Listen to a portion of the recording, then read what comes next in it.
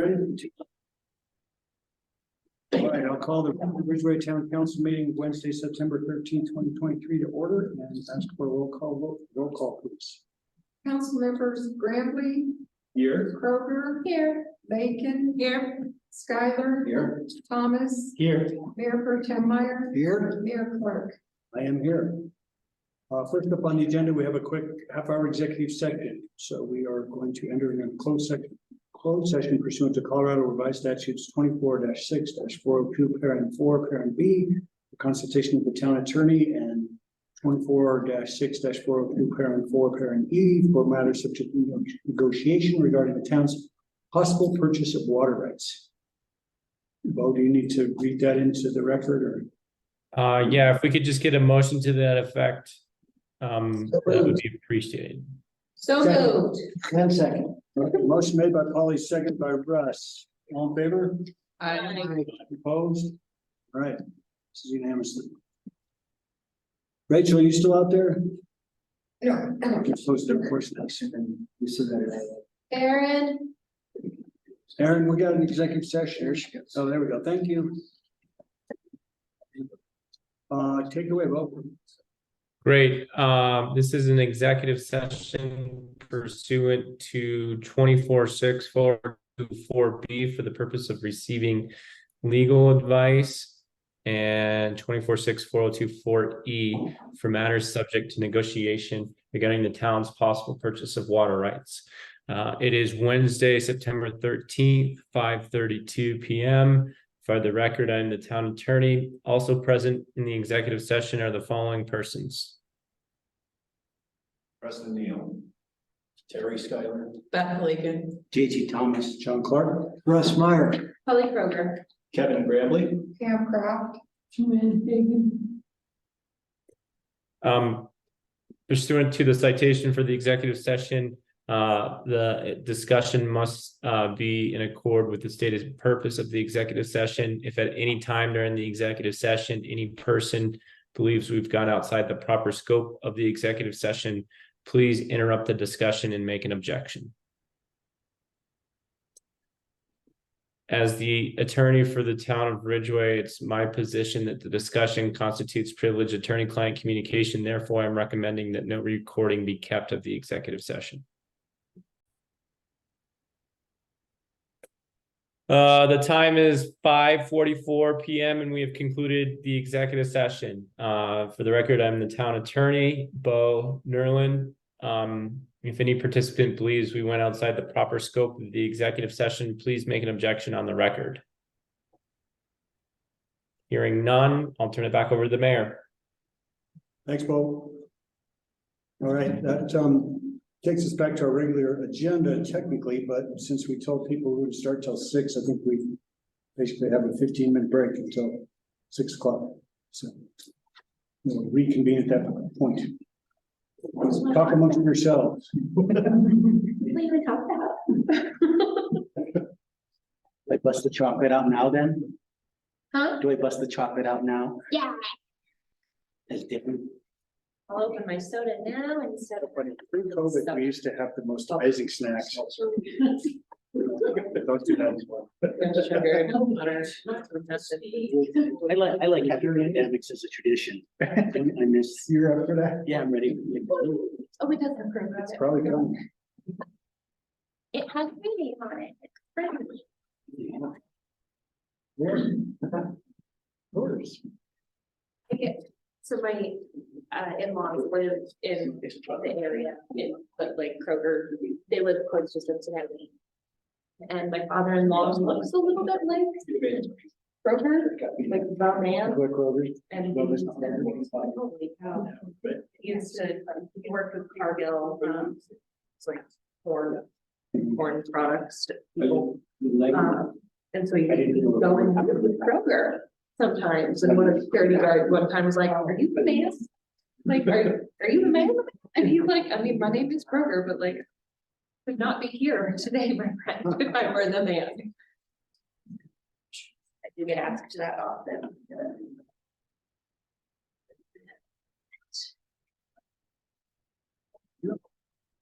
There's none.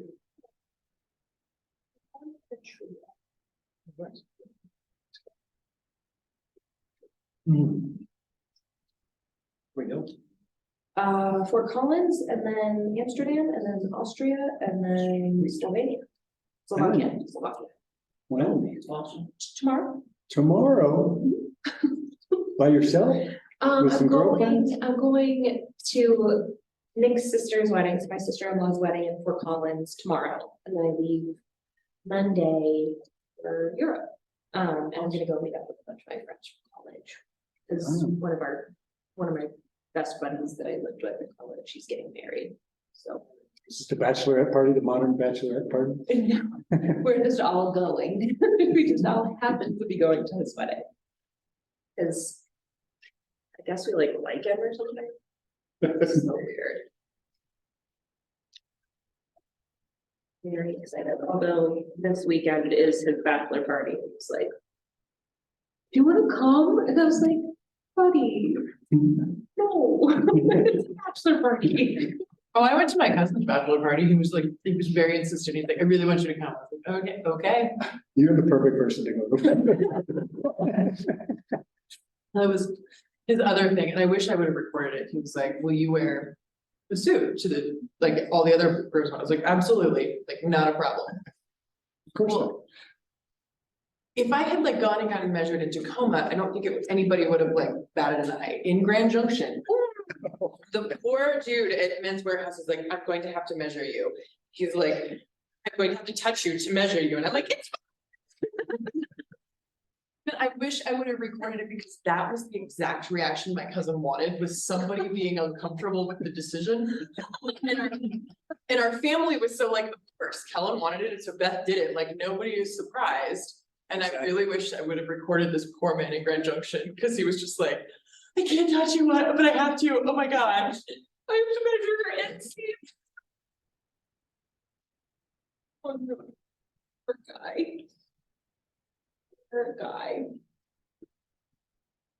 Oh, that's classic. Classic. Sorry, yeah. Well, boss is his best man's woman. Wore the tux, just like all the other groomsmen. I like that. I would do it again, but I would buy my own shirt, Mm. which is not a good look. It would have been great. And they did a little boy's vest, and they didn't have it in that style. So in consultation, if you're going to have women in your bridal party, make sure that there is a matching boy's vest with the men's vest that you pick. Noted. It's just, it was like, oh, that totally makes sense. I'll just swap that one. I know. I could totally, yeah, it was really funny though. Bo, did you do the joke? No, Preston did. Preston, it's a good joke. Bo? Yeah, I liked it. It was good. You know, but Bo gave me a joke Okay. for the report. But it was And you vetoed it? well, it was a little bit on the So It's a racist. little edgy. It's a little edgy. so I was like, I don't want to put it on paper, but later on, we should have them say it. We can do, why don't we do it now while it's closed door? So I don't, Aaron's here. Aaron's on. Aaron just joined, so it's perfect timing. it's off the record. I want to hear it. Come on. Only if it's off the record. Fine. Boy, that was a strong. Are you guys ready? Ready? Why don't monsters eat ghosts? Why? Because they taste like sheet. That's a great joke. That's a great joke. That's really good. Well, did we just miss the entire meeting? You guys. Awesome. See you guys next week. Yeah. See you next month. Did you make it down this Give way? it a thumbs up Sorry, for no, I Aaron. had some. Right. Oh, okay. I like that. There's still more there, so give a secret signal during the meeting like this or something like that. You need more. That's a secret signal. That's a Ridgway style secrecy.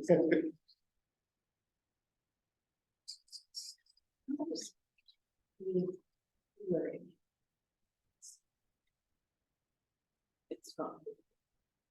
What is, have we scheduled the Christmas party, just because is it somewhere else? Yes, we have. It's like- On Saladino.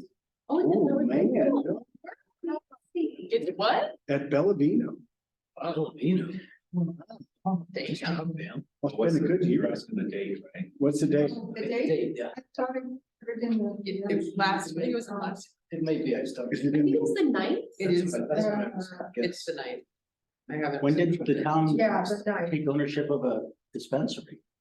That's some good cash coming in. Actually, compared to what they're offering us to the catering, it's less. Wow. Seriously? Yeah, Okay. Well, They could be. now- that's for food. The bar's gonna be a completely different thing. They serve wine there. Yeah, yeah, they'll have their bar. Might not be an open bar, is that what you're telling us? No, probably what I would do is just give like little coupons, like For a drink ticket and then. Yeah. And everybody else is on their own. That makes sense. Probably safer that way. So it'll probably start at 5 again and then, I have plans for Talk to Sunday, you but about that's fine. But I don't know, because Like- closing the restaurant, that's like. the night, December 9th. I'll put 5:30 and then midnight for finish.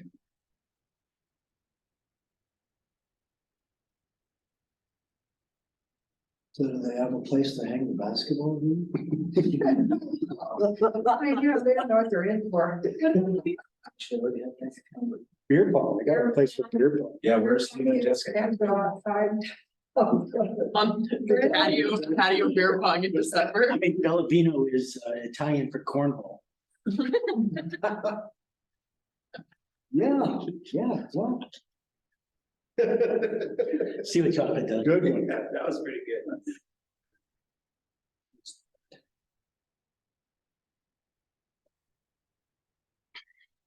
Welcome to the club. Oh, Just now seeing, houses and things. Yeah, so. See the time to be great. Yeah, well, I tried to give them an estimated time. That was the first I heard from him, so. Yeah, he's done. Very slammed. Short of you. Also worse.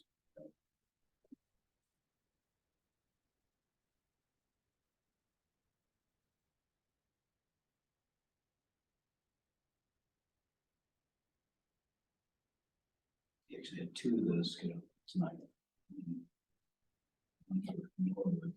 Yeah, I can reschedule. Did, Emma and Kim reschedule that one too? I don't know if they did or not, it may just be our portions, they don't have to be together. We just use it as a. We remind ourselves that we have to do it, right? I'll probably give that one. But I can't now, because it's on, their town council meetings from the same night, so.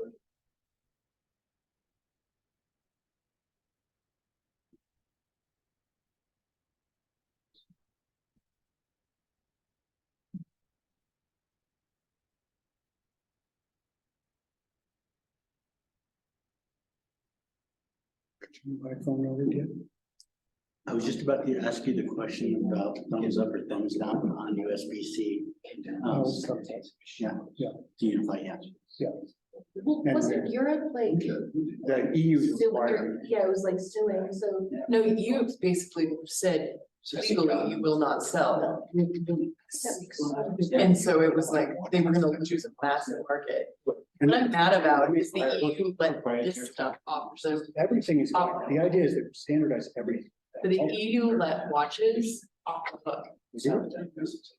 My friend and I were so psyched, and then we actually dug into what the EU law was.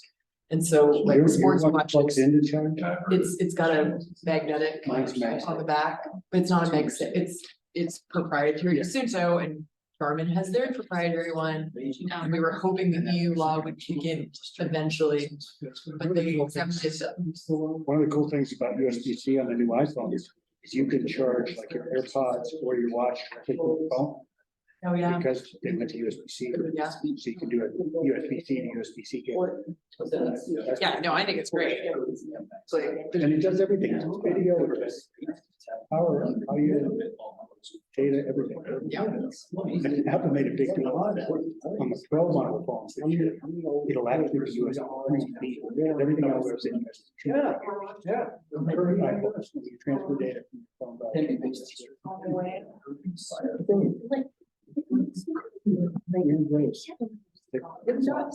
phone. They're pennies out of the value. Absolutely, almost 3 trillion. Like. But yeah, and I think the phone, I mean, the camera upgrades on the Pro is definitely.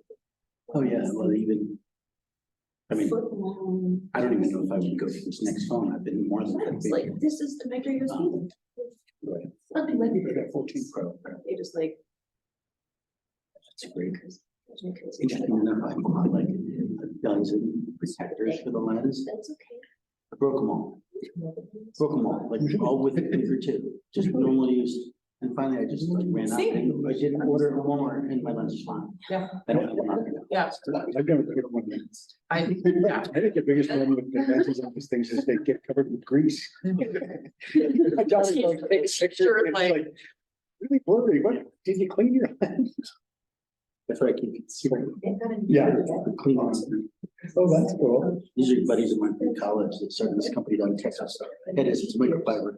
All their shirt, Howler Brothers. They're cool. It's either school. Say. And good night, sure, Yeah, they combine Western wear and surf wear. And flight.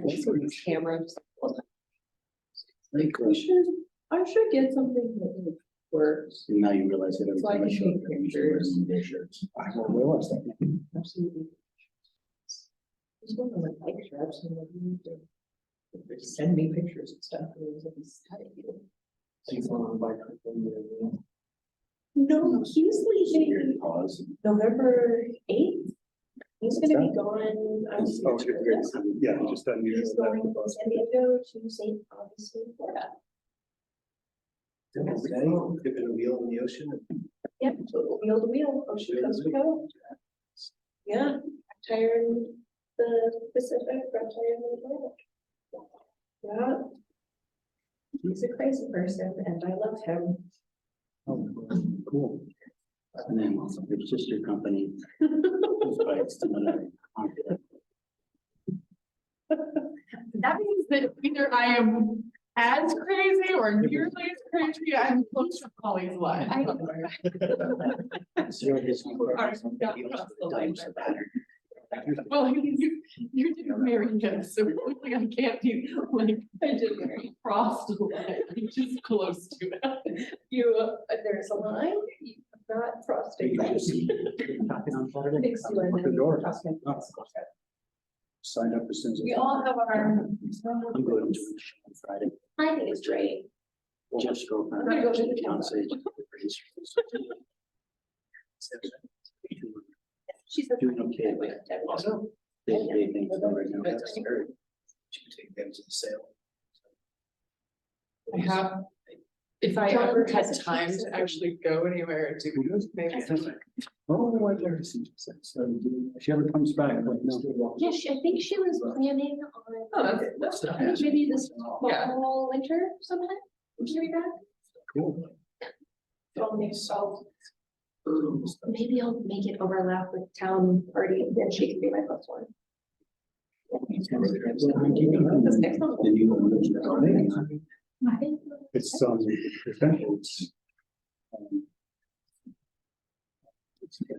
Michael, is the manager, it's a couple of sisters, I guess, I can find out. Within the last year. Oh, there's new ones? Yeah. Yeah, that's right. Michael's still working, I'll have to reach out to Michael. Do you know Pam? I was told that Dalwhinnie, they changed hands. we don't license them, the county does, so That's county. we wouldn't. Yes, no.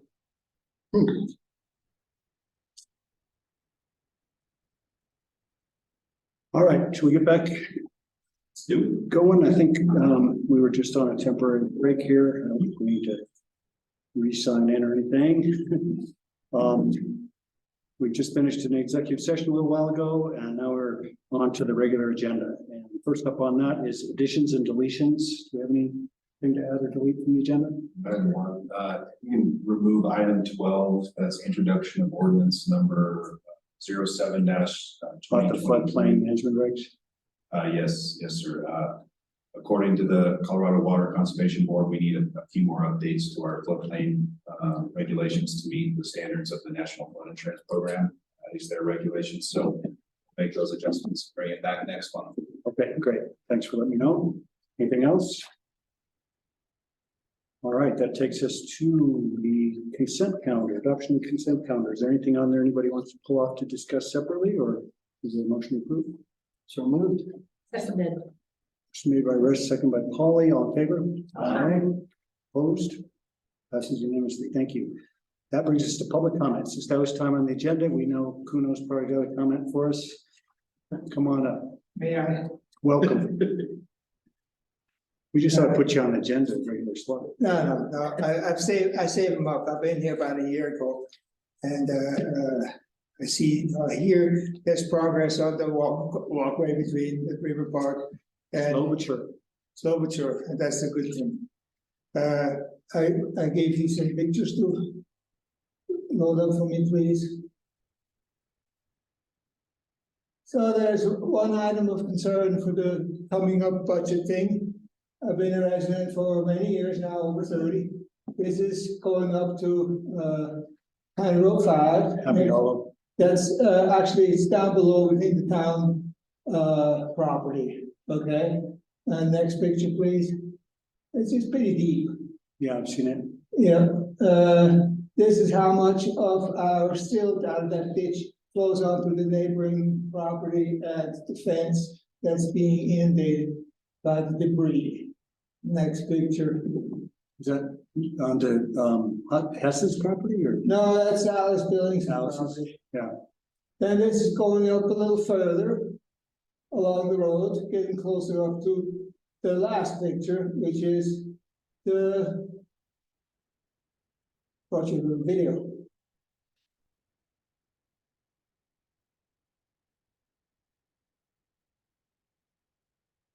So that shows the water flow today for a few seconds underneath the culvert on County Road 5. Yeah, that's the And you can see how beautiful the condition is of this culvert.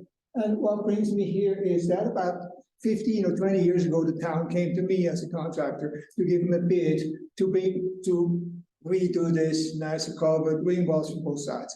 So in the meantime, we got the space to create, we got downtown improvements, we got a lot of stuff that we did, but we never did that. And so I think it's imperative that this gets on your agenda and gets done, because the road damage to County Road 5 or within our town limit is extensive and hasn't been really brought up to standard since then.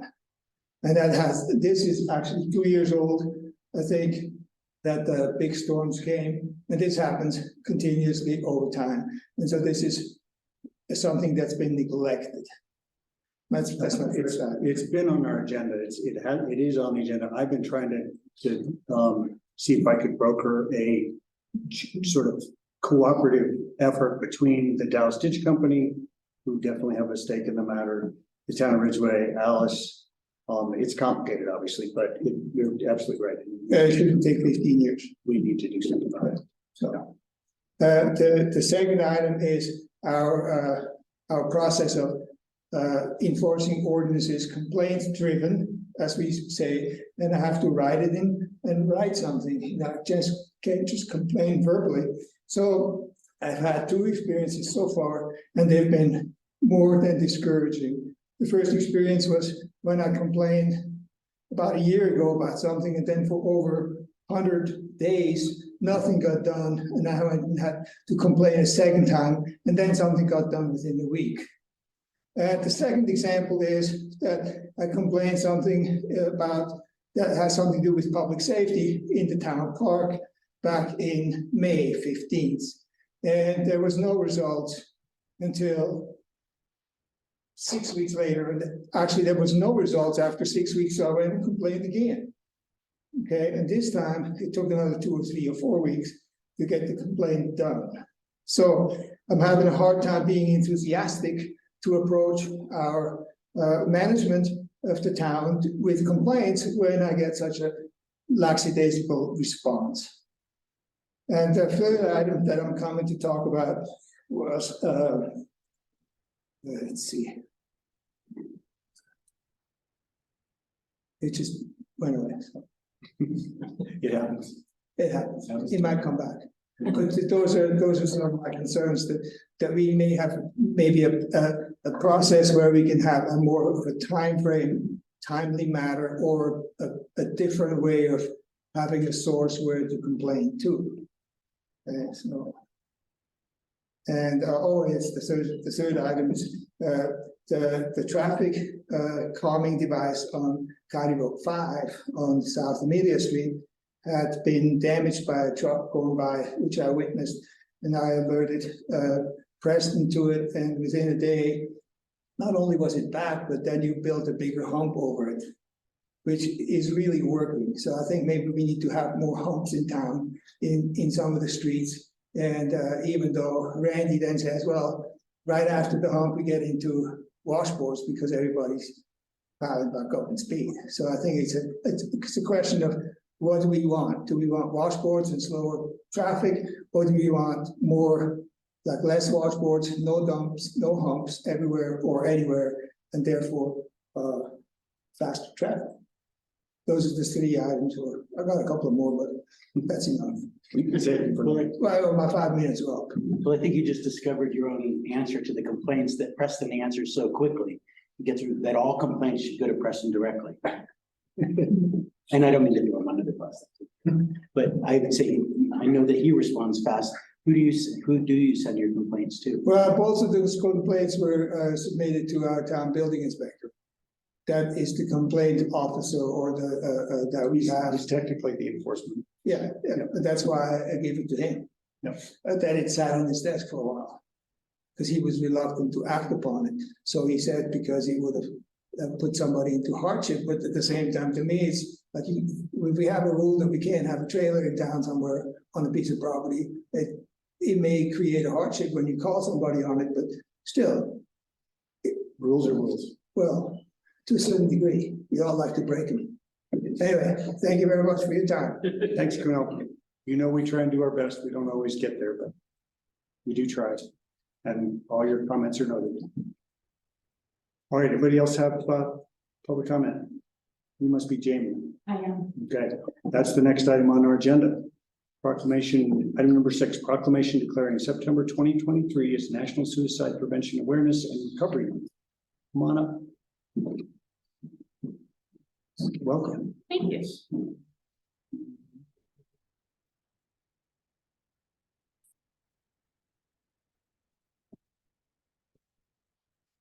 Oh, they're part of it. Okay, that's all I'm gonna have to declare. Welcome. Thank you. Yeah, I just have a few words for you all. Did everybody get a chance to read the proclamation? Yep. Okay. So my name is Jamie. I'm the Suicide Prevention Coordinator at Tri-County Health Network. And prior to working at Tri-County Health Network, I worked at the Crisis Walk-in Center in Montrose for about 3.5 years. So we've had many kids, parents, adults, all types of people from Ridgway that we've served there as well. So I'm pretty familiar with the area. Talking about suicide is not only the first step in preventing it, but also in healing from it. The statistics that are included on the proclamation itself can shine a light on suicide numbers in our counties. And it's a general proclamation, it's for the entire state, but I was looking over some of the numbers that are on the public health website today. But in the past 8 years in Ridgway County, there have been 9 suicides that have been reported. Suicides are often very underreported, especially in low population areas and rural areas. They can only be reported through a coroner's report. So there's often a huge lower number of reported suicides than suicides that have actually occurred. The conversations that we have with our neighbors and the stories that we tell our coworkers and our friends is what truly illuminates the impact suicide has on our communities. Local governments are in a unique position to help keep that light trained on our towns, cities, and counties, not only during the month of September, but year round. So on behalf of Tri-County Health Network, I'd like to thank you for having the courage to help reduce the stigma that comes with this topic, and we know that your community members feel the same. We encourage anyone who needs support or would like to learn more information about suicide prevention to either reach out to us at Tri-County Health Network or to 988, the National Suicide Prevention Crisis Lifeline. Thank you for your time and for considering proclaiming September as Suicide Prevention Awareness and Recovery Month. Thanks so much, Jamie. Thank Really you. appreciate being here. I think you've probably been here before. I don't remember. I haven't. You haven't? Okay. A lot of people anyone who's been coming to town council meetings in Ridgway for any time, know pretty clearly that this is a really, important issue to me, as is everything about mental health. I've been really honest about my struggles with mental health, including the fact that I've actually considered suicide more than once in my life. And I recognize how important it is that we talk about these things and we don't make them a stigma. And so I think it's just really incredible that we do things like this. Thank you. And I don't know if everybody here wants me to read the proclamation. I don't know if that's. It's pretty lengthy. It's pretty lengthy, but I do just want to stress to anybody that's listening, I know there's not a lot of people on Zoom, there's only a few people here in the room, but we all need to do the research, figure out the ways you can. There are just too many times where someone takes their own life and there were signs, there were things going on in that person's life that if someone had taken a minute to say, hey, are you thinking about hurting yourself? It could have averted it. So it's just really important that we all take this really seriously and decide to act in our lives in a way that reduces this in our community, because it's a serious problem, especially amongst our youth. So Absolutely. And I teach a class called QPR, question, persuade, that's refer. up with the three. Yeah, so that's exactly what you were just saying. Basically, anybody has the opportunity to help get somebody to the help that they need. And the most likely person that someone is going to exhibit those warning signs to is a family member, is a friend, someone that sees you often. And it can be very scary to be the one to have that conversation, to feel like you have to save them, you have to find the solution, you have to solve the problem, but that's not what they need. They need you to listen and then give them the resources and say, I'm here to help you through it. And more than anything, it's a cry for connection, it's a cry for resources, and it's just a cry of pain. People are in pain. So anybody's able to help with that. If you guys are ever interested in training, I'd be happy to set it up. Is that gonna be offered in Ridgway anytime soon? Yeah, we can facilitate it on behalf of the Tri-County. We actually, a bunch of us just got certified. Senior Ray this summer, I did it with, what's his name from San Miguel County? Was it Paul? Paul. Yeah. Paul Wright. Yeah. Did it, it was amazing. Yeah, he brought me and then I took the instructor training. Great. Yeah. Yeah, and the whole thing is just really interesting because it teaches you sort of things you don't think about in terms of what you need to say, what you don't need to say. And the last thing you want to say is, oh, everything's okay. Don't worry, everything's going to be fine. You just listen and be empathetic, and then just take that step of saying, hey, are you thinking about hurting yourself? Because I think I can get you some help. It's just really, really important. So Absolutely. well, let us know. I will. I think Preston is the one that's been emailing with. I can send you the information about QPR. We can get a training set up. Let's do We'll one here. provide the lunch and all that stuff. So. And Aaron, let's get it in the paper. Can you speak to, like, we just had a loss this week. Oh. And I mean, it happened, it was a youth from this county, from this town, but it happened just over the border into San Miguel County. Oh. And just this past weekend. Yeah. And so in terms of, and a lot of people here are super affected, super close to the family. Yeah.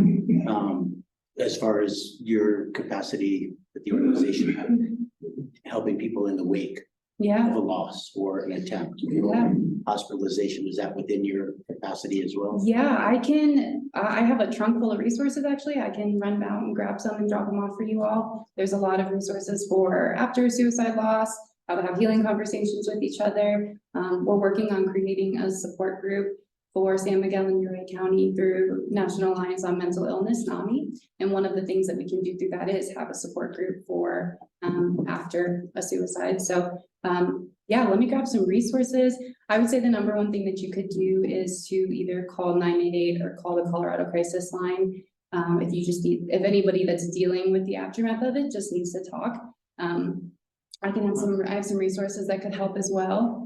But talking to each other is what I would recommend the most, because the more that you can normalize the topic, the more you can make it something that your kids are able to talk about, that their friends are able to talk about, the less likely it's going to be that this is going to happen again.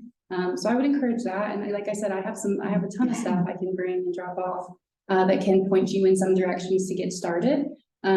But you can also contact us at Tri-County, and we have a lot of programs and support resources that we can do as well. So I'd say number one, talk about it, reach out for help. And that was, I didn't know the crisis line, what is it, it's the 988? So Yeah, that's the national. Yeah, I there's didn't- two. I didn't know that that was also useful for in the wake. Oh, yeah, absolutely. Okay. Absolutely. The Colorado Crisis Services line is a different number. I think that one's 844-TALK.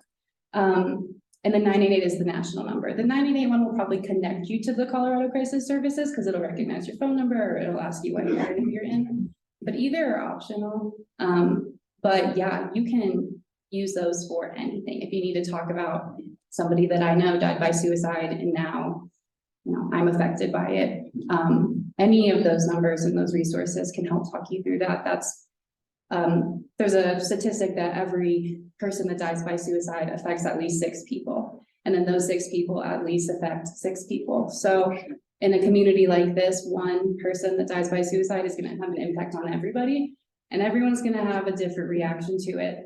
And you never know what that reaction may be. So I'll get you some resources, reach out to numbers. Access Health is also a good option too. Paul Wright, he's in San Miguel, but I know the Crisis Walk-in Center is a little far away, but that's something that we used to deal with there all the time. You can always call that number too. So there are actually a lot of options. You just have to take advantage of them. That's usually the hardest part, calling and talking about it or talking to a friend about it. And we understand that. Yeah, I mean, a preventative side of it, I certainly understand NAMI's mission and your mission as well. I Yeah. think that's what I was just trying to unpack, because here we are, you know, Yeah. fresh off the Yeah. boss. And I'd be interested to learn more about what you would like to see. So the grant that I work for at Tri-County is part of the Colorado National Collaborative, which is the state of Colorado working with the CDC on suicide prevention. But one of the pillars that we work on is postvention. Because it'd be great if we could prevent everything that happens, but what about all of the people that have already experienced it? So postvention, after any type of suicide attempt, after any type of suicide loss, I think it's just as important. I myself have had suicidal thoughts in the past, and the help I got afterwards helped me to get to the point that I could work in this role today. So I'm trying to build that for all of our counties. So if you have any ideas or things you think would be helpful, or even just like postvention specific resources, postvention specific support groups, I think that's a huge area where there's a lack. So I've been trying to do prevention and postvention hand in hand. I think you can't have one without the other. Great, thank you so much. Thank you. Yeah, I will, so I just drop some things off like by the front or Bring them in here. bring them in here? Yeah. Okay, That's thank fine. you. Thank you so much. Thanks for being here. Anybody else have questions for Jamie before she goes?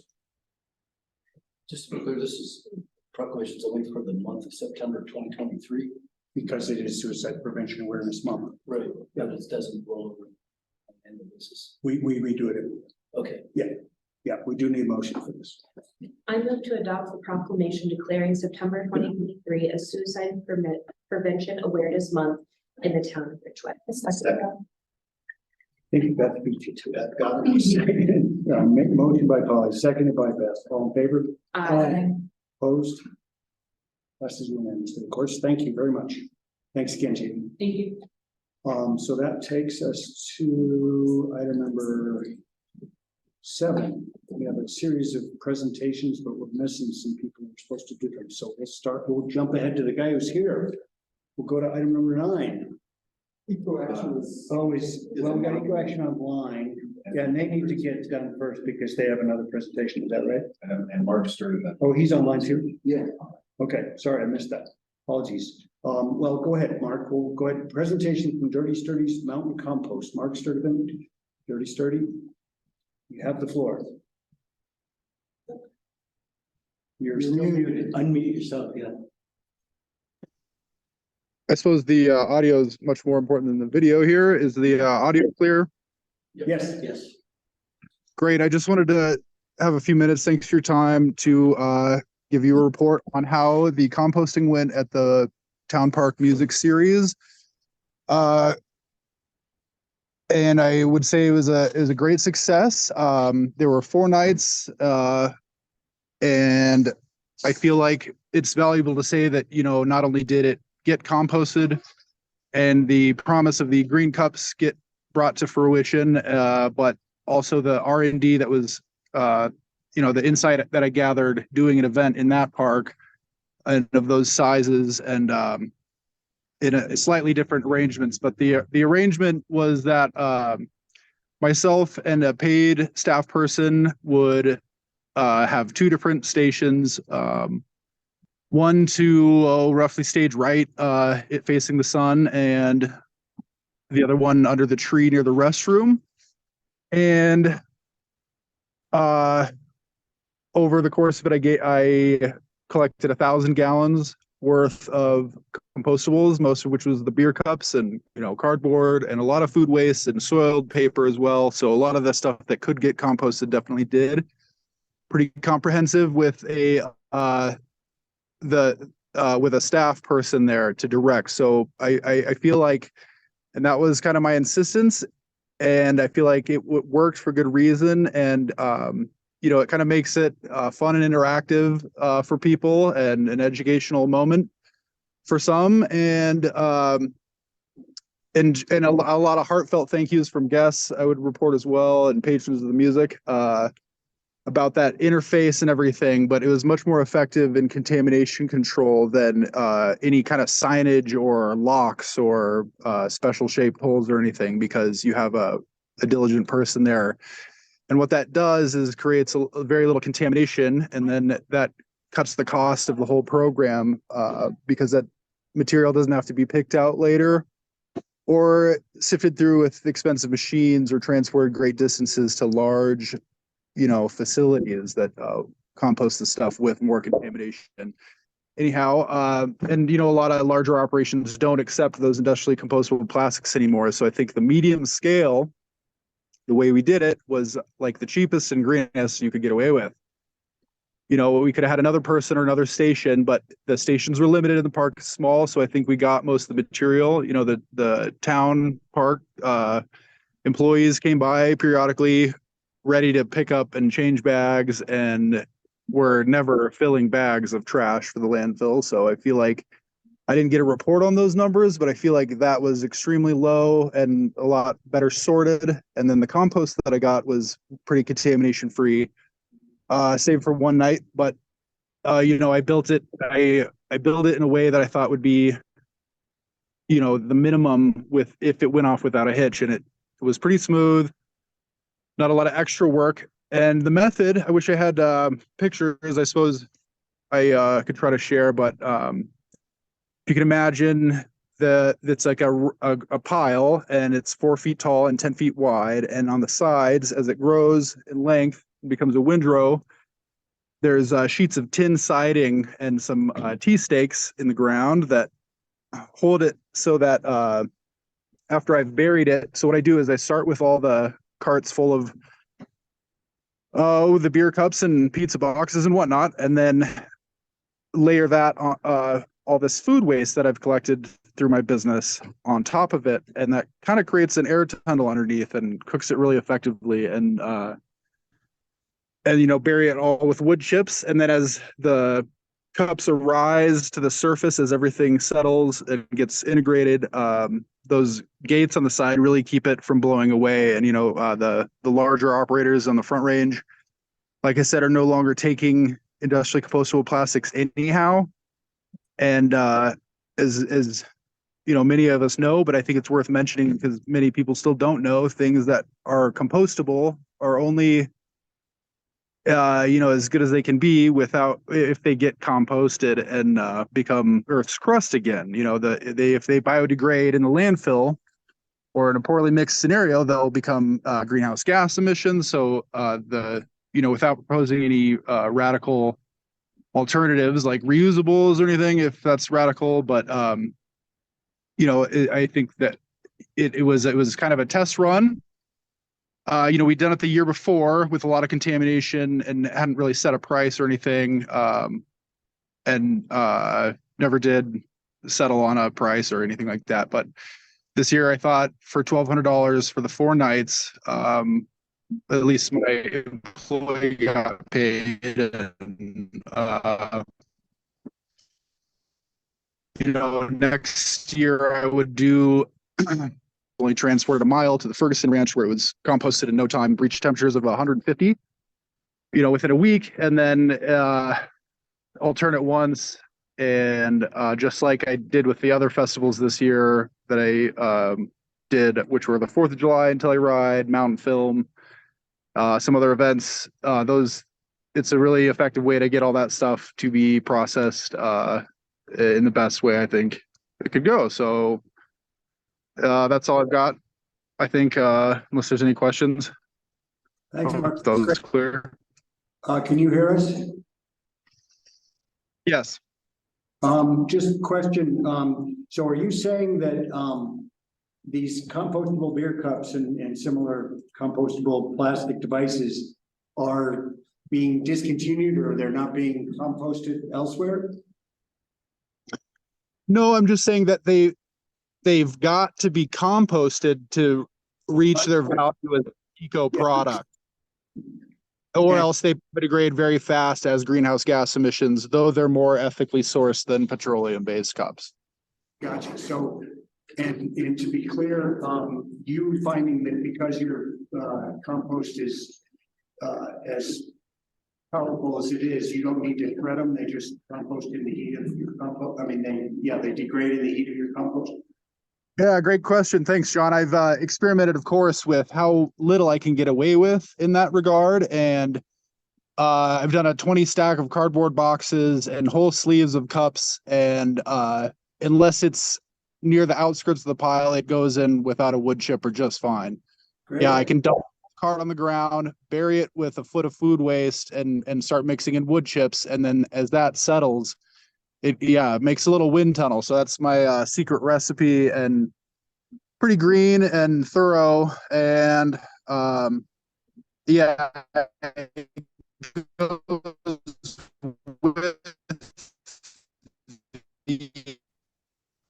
food waste stream that I've collected. No chipper required, John. Thanks. Great. You might just turn off your video because you break up a little bit. And if you just go audio only, it'll probably be better. Anybody else have questions for Mike? Yeah. And you're still hoping to do it next year, is that right? Absolutely. And other events too, of different size. It's kind of hard to control contamination with those numbers and the amount of ingress and egress. But I feel like we got a good amount of the material, and it was mostly, I think the expense is going to be labor, and it's a position that requires some diligence and stuff. It's certainly not dancing. It's enjoyable, but it's it's not. And like I love volunteers and stuff too, but it's you kind of have to be a ninja for the whole time of it, and having a relief person. So I think it would be slightly more next year, but much the same and highly effective. Great. Sounds good. Thank you. Thank you. Anybody in the audience have questions for Mark? Seeing none, I think we're good. Thanks, Mark. Thanks for being here. You bet. Take care. All right, that takes us to item number 8, annual presentation from Eco Action Partners regarding programs, projects, and initiatives and request for funding.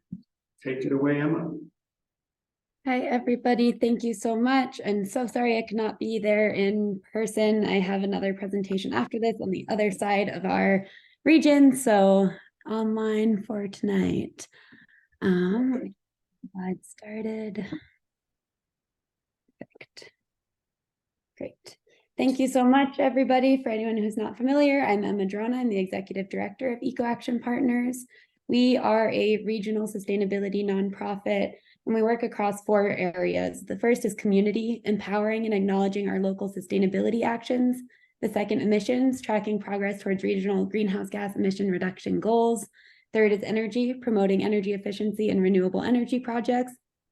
And last but not least, waste, reducing our waste through recycling, composting, and education initiatives. Going into our program, starting with the Sneffels Energy Board. This board was created in 2009 to address regional collaborative initiatives. It's made up of government, utility, and citizen representatives and works together to reduce our greenhouse gas emissions by sharing information and analyzing progress on regional programming, identifying new opportunities, leveraging grant funding, and communicating information to our stakeholders. In 2023, the Sneffels Energy Board has been focused on climate action plan implementation, addressing the actions that we agreed upon in the plan and looking at how we can most efficiently move those forward as a region.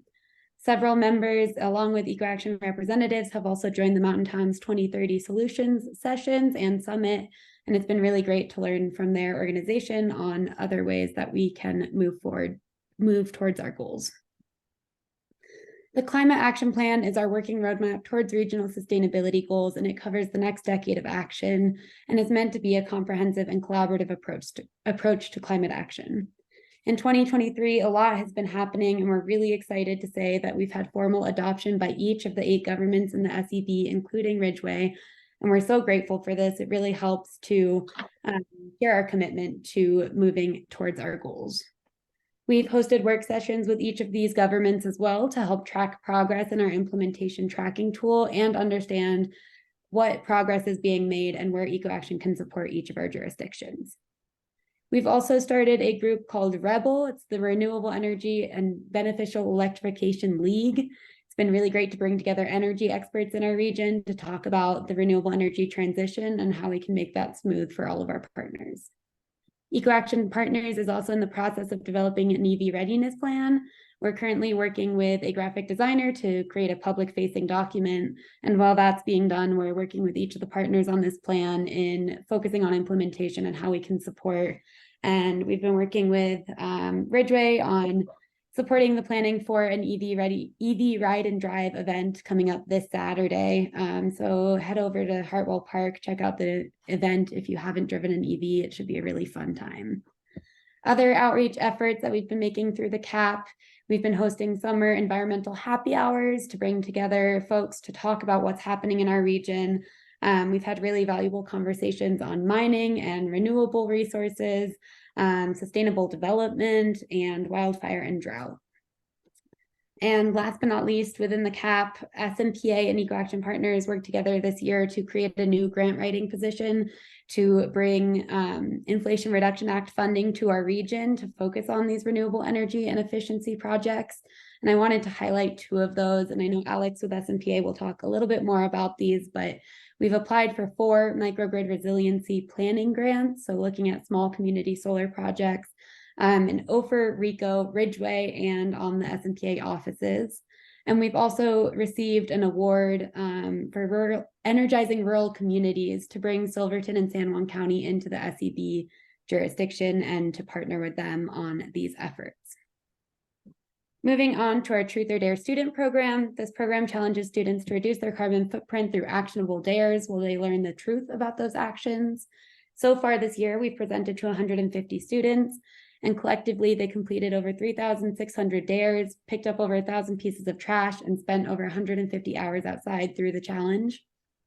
We have our second round of classes planned for this fall and are currently undergoing a curriculum update to implement more engaging, hands-on, and grade-specific lessons. Moving on to our greenhouse gas emissions analysis, we've been tracking the greenhouse gas inventory for our region since 2010. In 2020, we shifted to ICLEI's ClearPath online inventory tool and are currently utilizing that to wrap up the 2022 greenhouse gas inventory.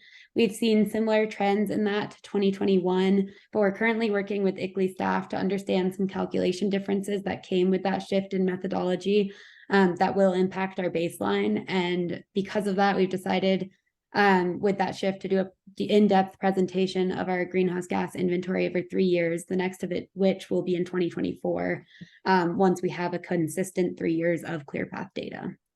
I did want to highlight that we are continuing to track our progress against forecasts that we've developed, and really wanted to highlight this chart, even though we've all seen it before, just to reiterate the importance of implementing comprehensive and creative climate policies if we are to reach our reduction goals.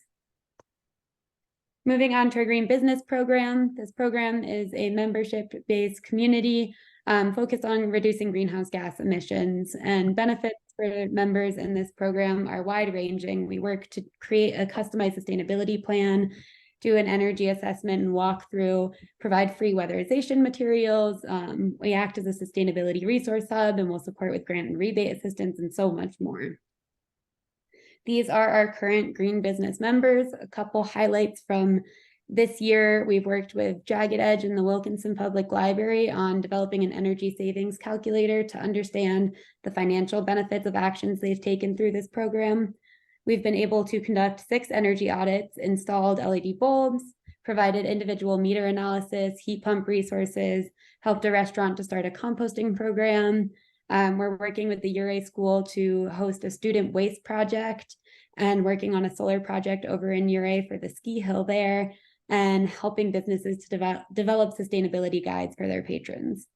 We're also working with a number of large hotels on bigger electrification projects, and hosted our June 7th annual roundtable event. And we're really excited to see all of these businesses coming together and talking about these issues and their sustainability goals and how they can collaborate. Moving on to our income qualified Colorado Affordable Residential Energy Program. This is our weatherization program for low and middle income households. It's all at no cost to our clients, and we're able to provide improvements such as a new refrigerator, insulation, LED bulbs, boiler and furnace replacement, and so much more. We're focusing on improvements for these homes that not only lower their utility costs and energy use, but also create a more comfortable and safe living environment. Since the beginning of the program in 2017, we've served over 231 homes, providing an annual greenhouse gas savings of 280 metric tons of CO2. And I wanted to highlight our 2022 year-end results just to show the $116,000 in weatherization upgrades that we were able to provide for the 37 homes that we serviced. So far this year, we've served 22 homes, have another 8 in progress and 7 in queue, and we are hoping to reach and planning to reach our goal of 40 homes this year. As of July, we were able to change over 200 light bulbs, saving energy use by 8,000 watts, reduced air leakage by 13% in these homes, insulated 7 water heaters. We installed over 3,000 square feet of insulation, replaced 8 refrigerators and 2 furnaces, really just showing the value of this program. We're also thrilled to be piloting a new beneficial electrification portion of this program, thanks to funding from SMPA, to install an air source heat pump for one of our clients. Moving into energy incentives, we support efficiency and renewable efforts through resource access and education efforts. This year, we have developed a comprehensive residential and commercial incentive guide to bring together local, state, and federal funding incentives, rebates, and grant opportunities for folks looking at renewable and efficiency projects, having it all in one place so it's easy to understand. And those are available on our website. We continue to support the Telluride Green Grant program to help those residents and businesses lower their emissions, and are exploring similar programs across the region as that continues to grow. We also continue to support the SMPA efficiency rebate program through application support and educational resources. Moving into waste, we host our San Miguel County Electronics Waste Cleanup event in the spring. And again, it will happen in October. We were able to collect over 32,000 pounds of electronics. We're excited to see folks continuing to utilize this valuable program. We also support festivals with their compost, recycling, and trash operations, providing staff and volunteer training, vendor staff and ordering support, and campground support.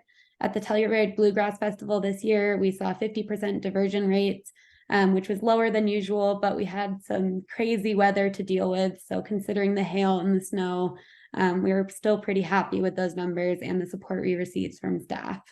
I also wanted to highlight that we were able to donate over 1,400 pounds of food and 39 gallons of liquid to the food pantries across the region after the festival.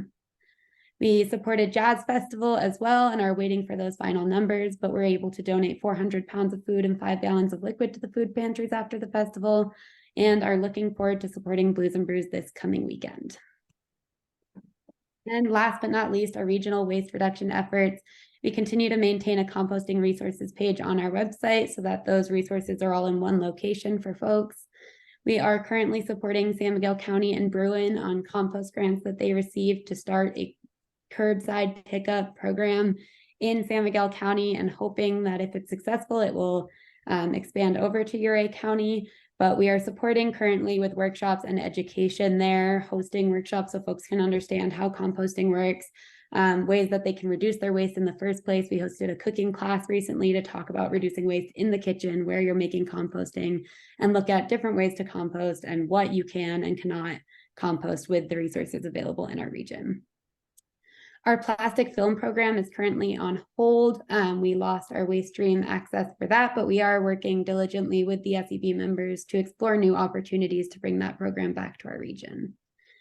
This spring, we partnered with the EPA on a waste sort event, hoping to better understand what's being thrown away by our visitor community and how educational interventions might make a difference. We just received the summary of results from the EPA, so we're excited to have that back and are looking forward to having a full report later this year. And with that, I want to say thank you so much to all of you. We really could not do this without your partnership and are really grateful for your generous support of EcoAction Partners. We are requesting a similar partnership in 2024 with $6,500 to provide services, including our greenhouse gas inventory and forecasting, ICLEI regional membership and resources, the SNEFL's Energy Board membership, which includes climate action plan implementation. So looking at implementing the EV readiness plan, hosting the Rebel League meetings, continuing to implement beneficial electrification efforts, and other community outreach and education initiatives. It also includes EcoAction Partners regional programming and ongoing support for the Ridgway government and staff, including participation in the ROXY Seed Group, Zebra, and the Ridgway Sustainability Committees. With that, I'll say thank you again to all of our partners. Our efforts truly are collaborative, and we are so appreciative for all of you and your time tonight. And I will open it up to questions. Thanks, Emma. That was great. Well done. Anybody up here have any questions or comments for Emma and EcoAction? We really appreciate our partnership with you guys. I think regionally we've got amazing people at the table, and we're seeing results, which is really good. I mean, even just previous presentation from Mark during his 30s just shows how we're building it in a lot of ways. So I'm excited. Thank you. And of course, we'll take up your funding request during our budget hearings coming up. And, we'll look forward to continuing to work with you guys on all these efforts. You as well. Thank you so much. Anybody else, anybody in the audience have questions or comments for EcoAction for Emma? Good job, Emma. Thank you. Thanks, Emma. Thank you, everyone. Luck with your next presentation. All right, that brings us to item number 9, I believe, which, thank you for your patience, Alex. Annual presentation from San Miguel Power Association regarding programs, projects, and initiatives. Welcome. That's right. Thank you. Thanks for having me. And I also want to give a shout out to Emma, if she's maybe still on. EcoAction goes and does these presentations, and we sort of asked if we could sidecar, just because it's a great opportunity for us to reach out to our communities. And so, but she does all the scheduling, so I really have to give her props for that and thank them.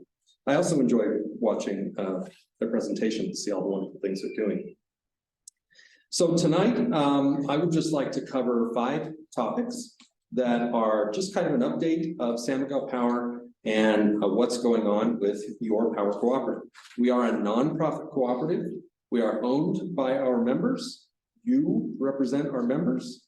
And so just as a corporate company would want to give a report to their shareholders, so we want to report to you. And so that's the reason for my being here tonight.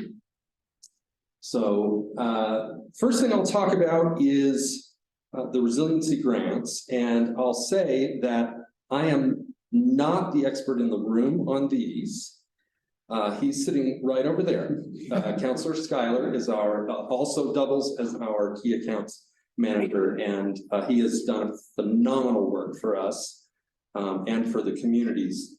So Terry, I'm going to do my best to cover the high level, but if I say anything wrong or you want to fill in with any details, please feel free. So the resiliency grants, and Emma actually introduced these, but I do want to talk a little bit about the microgrid, which is kind of what these are surrounding, and the concept of resiliency. Last year, we did a project with San Miguel County Sheriff Department. Again, Councilor Schuyler was right at the heart of that work. And essentially what happened was the Sheriff's Department in San Miguel County now has 2 microgrid systems. And a microgrid, again, from a high level, is an electrical grid that is attached to the main grid, but it can operate on its own in what we call island mode for a period of time, like during an outage. So in the case of the Sheriff's Department, they wanted to have battery backup for their mission critical loads. And so this provides that. In addition, it has solar panels. And so all of the benefits that we think of that come along with renewable energy are part of that project. And then of course, there's the concept of resiliency, which literally means bouncing back after a power outage. These facilities are able to power themselves while the problem gets resolved. So very cool concept that we call microgrids. In fact, we were so proud of it, we brought it to the Colorado State Legislature and gave a report. Now, I don't know if that report swayed things, but what I can say is this year, all of a sudden, grants are available. And we're not just with the state, but federal through the Infrastructure Act as well. So again, we got to work, and when I say we, I mean in large part, Councilor Schuyler is doing work to get to access these funds. And we were able to get the planning grants. The one in Silverton that Emma mentioned is through the Office of Clean Energy Demonstration. And that goes to support their 4-part plan. They have a system hardening component, which is what we do with San Miguel Power, making sure the system is better prepared against the events of Mother Nature. Climate action, joining with Eco Action Partners and all of the communities who are part of that climate action plan. We're thrilled to welcome Silverton into that fold.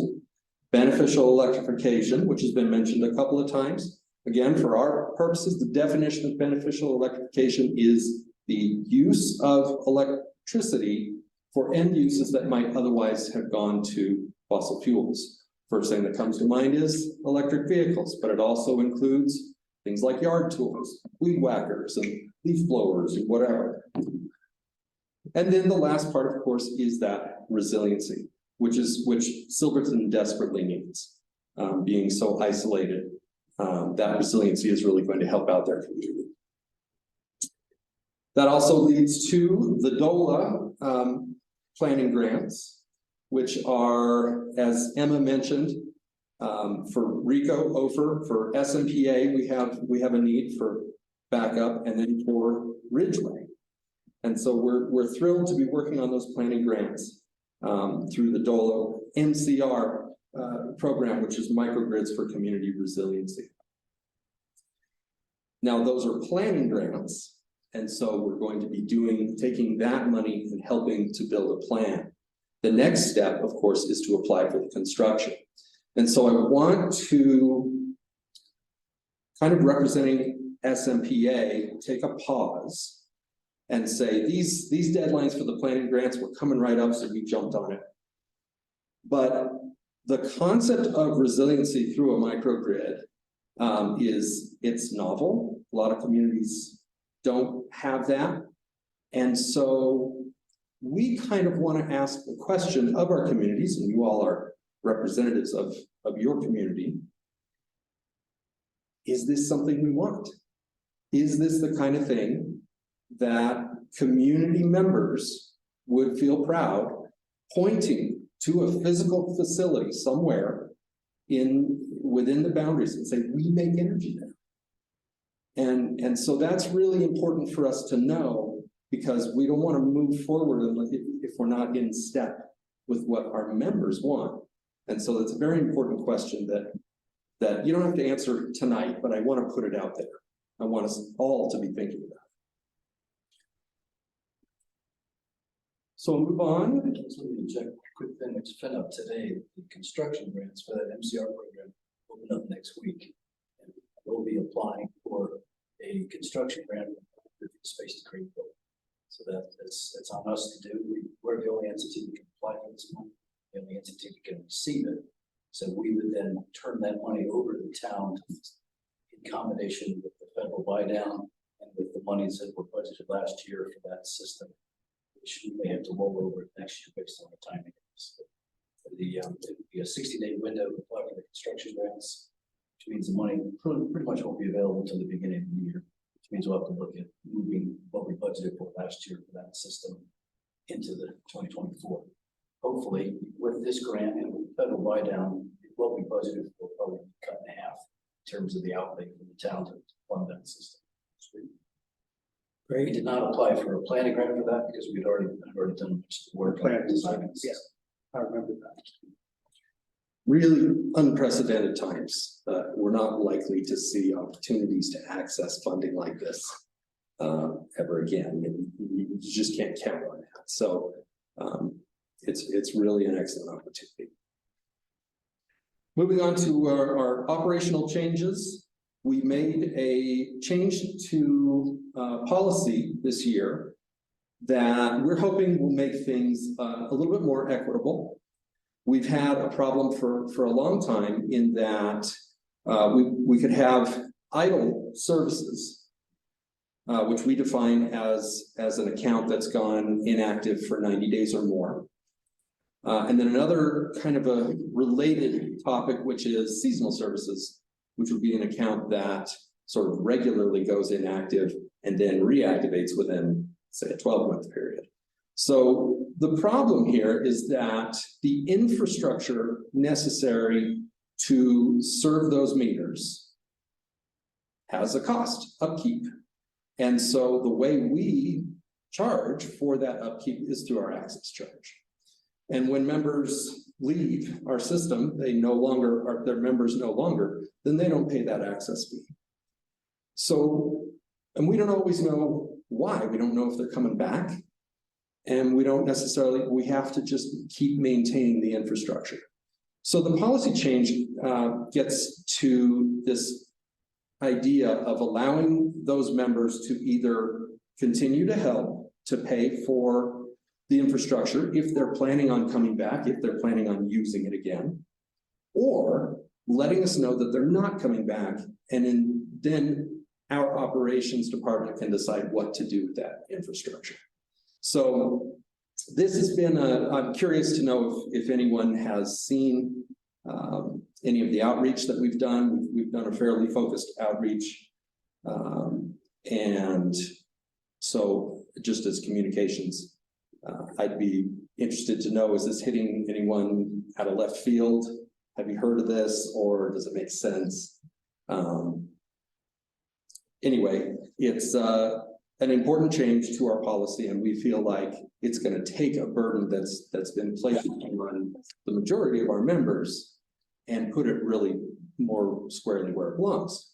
So next. One point of pushback on that, just that we've experienced, is that if the service has been idle for a period of time, more than 6 months, we require they get an electrical inspection prior to us bringing service back. And in many cases, That's happening on really old buildings where they wouldn't pass the electrical inspection, so we got the pushback, and that we're causing great pain to those residents that now have to upgrade their electrical service. Yeah. But for good reason. We found that, you know, I don't know if you had photos there or not, but we found a few idle services that when they went to get inspected, were extremely dangerous. So these were fires waiting to happen. Had a janky, you know, cloth wound wires, a variety of things. It just hadn't been inspected in 20, 30 years. Small cabins, things like that. So whereas the pushback is understandable, it's for their own, you know, for everybody's benefit to prevent a fire. Right. And so if you hear anybody complaining about the fact that SMPA, the bad guys, made us go get an inspection, now it's gonna cost us $2,000 to fix our wiring, you say, well, that's better than burning your whole house down. Yeah. Is that scenario known within the firefighting, fire prevention world? Is the scenario known Of like these situations to be able to target those and figure out how to, you know, you guys are getting the pushback on the added cost that the owners would have to incur. Sure. To remedy it. But it also seems important that if you have that knowledge, if these places are vulnerable or compromised, that the fire will get that information as well. Sure. We haven't done an outreach specifically to fire departments about this change, the policy change. Might not be a bad idea. I just wonder in terms of, granted, there's tons of federal funding coming down the pipe for all sorts of reasons, but when you have multi-agency, so especially when you have interface between development, pushing further into Forest Service lands, et cetera. Anybody got a pencil? It's actually really, thank you. Because I know, you know, Colorado now functions with state fire managers as well, based on regions. And they do a lot of efforts with very limited budget to work on the ground with communities, as opposed to Forest Service, which just, and BLM, which just functions within their own capacities and terrain. It's a great idea. You know, I sit on the multi-agency committee, and I've gone to a number. I and a part of our team for crisis management goes to those meetings. So that's a great idea. We will bring this up the next meeting and just get their take on it and let them know that we've made a change, that those things are out there.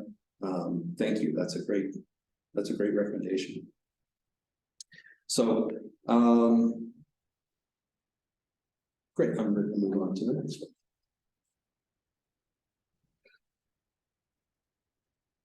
So a topic that, you know, seems to keep coming back is this concept of power supply. So quick explanation, we're the power company, we have an access charge, we have an energy charge. In a similar fashion, we pay a bill to our wholesaler that has two components as well. They're not exactly the same, but we do have a charge that pays for energy, the amount of energy that we as a system purchased for that given month. The other portion is what they call demand. And so if you can chart the energy demand over a given month, it's going to have a shape, and that shape will have a peak. It'll have one point in the month when we required the most energy that we were going to require for that month. And every month is different, but we SMPA are billed based on how high that peak is for that month. So that's just how it is. It's how it's been. But it gives us an opportunity, because the peak is based on behavior. It's based on when people use energy. So that makes it somewhat malleable. And saving money is an important thing to us. As it says up there, our wholesale power expenses account for more than half of our total expenses. Back in 2017, our board set a strategic objective to explore all power supply options. Before that, we bought power from Tri-State. That's where that power came from. We had a 5% carve out where we could self-supply, and we use our local generators. We're very proud of them. There's Uray Hydro, Coal Creek Hydro that's near here. We have solar facilities in Paradox, our IQ Solar in Norwood, the Last Dollar in Telluride. So we have some facilities that generate energy in this area. We're blessed to live where we live, where there's running water and good sun exposure. But the most that, under our contract with Tri-State, the most that can provide us is 5% of our current needs. So that contract has been seen as quite limited. So that's one of the reasons I assume that the board wanted to set this objective to explore. And that's all it was just to see what else is out there. Other providers. And part of their search involved an RFP and that was a process, but the board kind of settled on an alternative provider, being Guzman Electricity. Now, what does it mean? Are we switching? Well, it's on the table. That's a possibility. The other possibility is we could stay completely with Tri-State. Tri-State themselves are going through phenomenal changes, introducing more renewables than we've ever seen. They're shutting down coal mines and coal plants. So maybe sticking with Tri-State is the best option. And another option we've explored is the partial. Maybe we set a certain amount that we purchase from Tri-State, and then above that amount, we go out to the market or we find that energy somewhere else. All of those options are still on the table.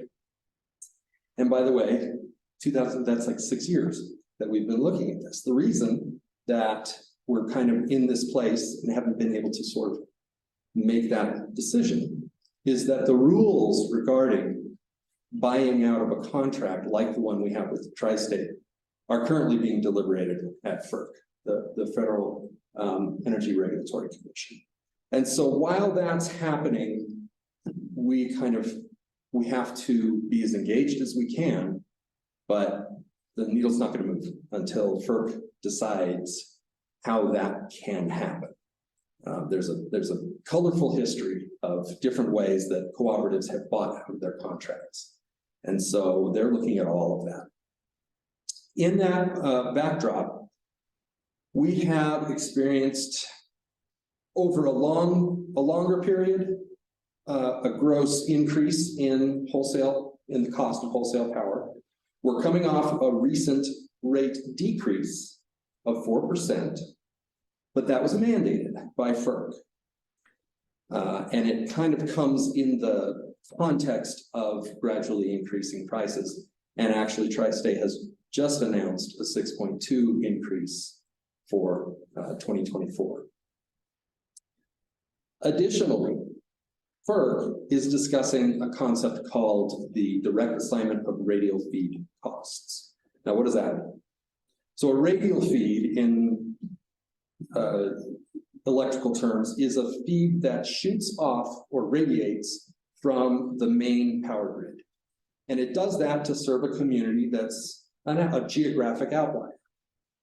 That line serves that community and it serves no other purpose. It can't be used as backup for another community. It's not part of the main feed.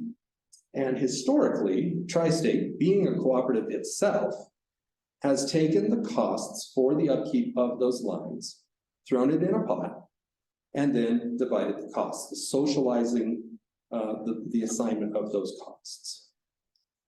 FERC has called into question that practice.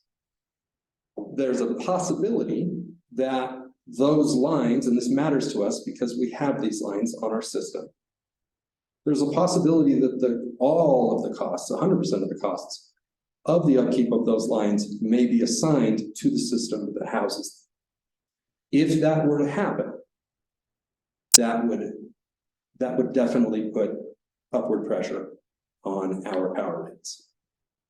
So it has our attention. All of these things that I just mentioned, the rising rates, direct assignment of radial costs, all of these things have our board has paid attention to that and has continued to pursue the question of, is this the best source of our power supply? And if not, what else could we do? And when and how could that happen? So I wanted to update you all on that so that we all have awareness of it. And of course, invite questions, invite discussion if you have any. There's a lot of details to this topic.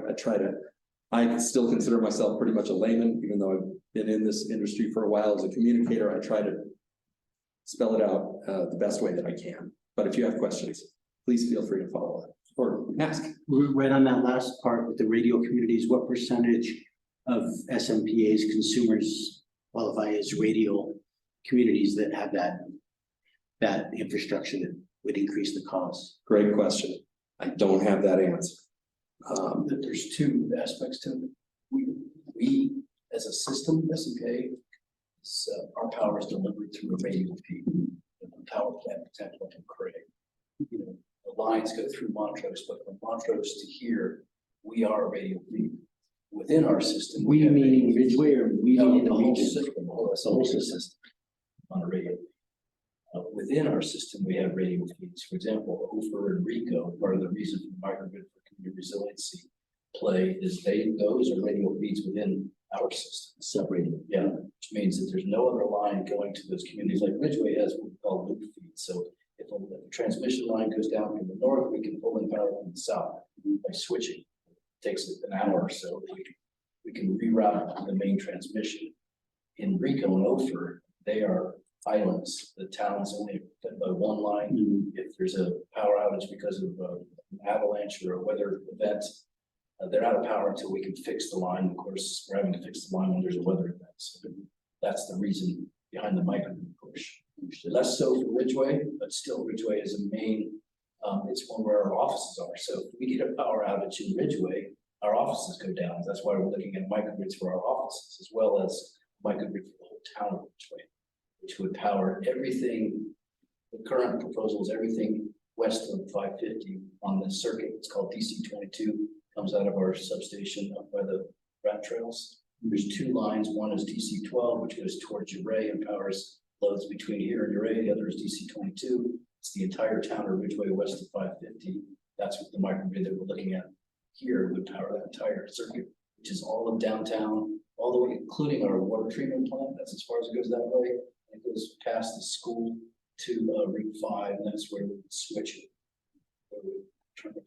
So the upshot, I mean, as you're trying to figure out the projected increase in costs for the various reasons, SMPA as a whole is a radio. Perhaps. Is a radio, and that depends on the. There's a lot of variables and a lot of moving targets, one of which is the definition of a radio line. That's not as fixed as you know, maybe it seems, but that depends on, you know, a dozen or so operational variables that, you know, who agrees on that. You know, it's not me, but you know, so we don't have a fix on that number yet, but it's concerning because those costs are currently being shared by the entire 42 cooperatives of Tri-State. And if those costs were then put directly, you know, squarely on us, that's going to matter. And so that 6.2% increase from Tri-State going into this next calendar year, is that, or I guess maybe what percentage of that 6.2% is an increase because the Tri-State is actually now investing in alternative energy sources for the grid? Do you have any idea there? Is it, I mean, as far as making your decision on whether to stay with Tri-State or renegotiating the contract, is there a sense that by demand side economics, SMPA requiring more green energy, that they're investing money in that? Is that why we're seeing an increase from them? We're seeing an increase, you know, Across the board. Yeah, their rates, they take into account, obviously, their bank of renewables as well as their projections for population growth. I mean, their calculations that helped Tri-State arrive at that number 6.2 are, I'm sure, quite comprehensive. So from that perspective, yes, there would be a connection, but I can't speak to it. That's Tri-State's. So one of the factors I could just quickly find on that, the actual acquisition of renewables is less expensive for Tri-State. But what they're faced with is a renewable portfolio standard by the state of Colorado, at least in Colorado, Tri-State serves 4 states, Mhm. that requires that they have an increased percentage of renewables in their mix, which means they're having to retire existing coal assets, and these are considered stranded assets, and the loans, the cost to build those assets are still being paid for, and so having to retire stranded assets is adding costs to Tri-State. That was based on a decision years ago, based on the collective membership of Tri-State, which we are a member of, that favored high reliability, low cost power. The idea of global warming and renewable energy wasn't on the table back then. So we, as a co-op, signed a 50-year contract with them saying, that's what we're looking for, is highly reliable, low cost power. Well, now times have changed and we have different objectives. The board has different objectives. The Tri-State still saddled with these overburdening costs, so that part of the party was responsible. Yeah, I figured their metrics are complex. Definitely. Yeah. So, but bringing that back to us, you know, how do we handle this? We know costs are going up, and I didn't even mention inflation. I assume everyone knows. You know, costs of our materials, costs of our tools, everything has risen.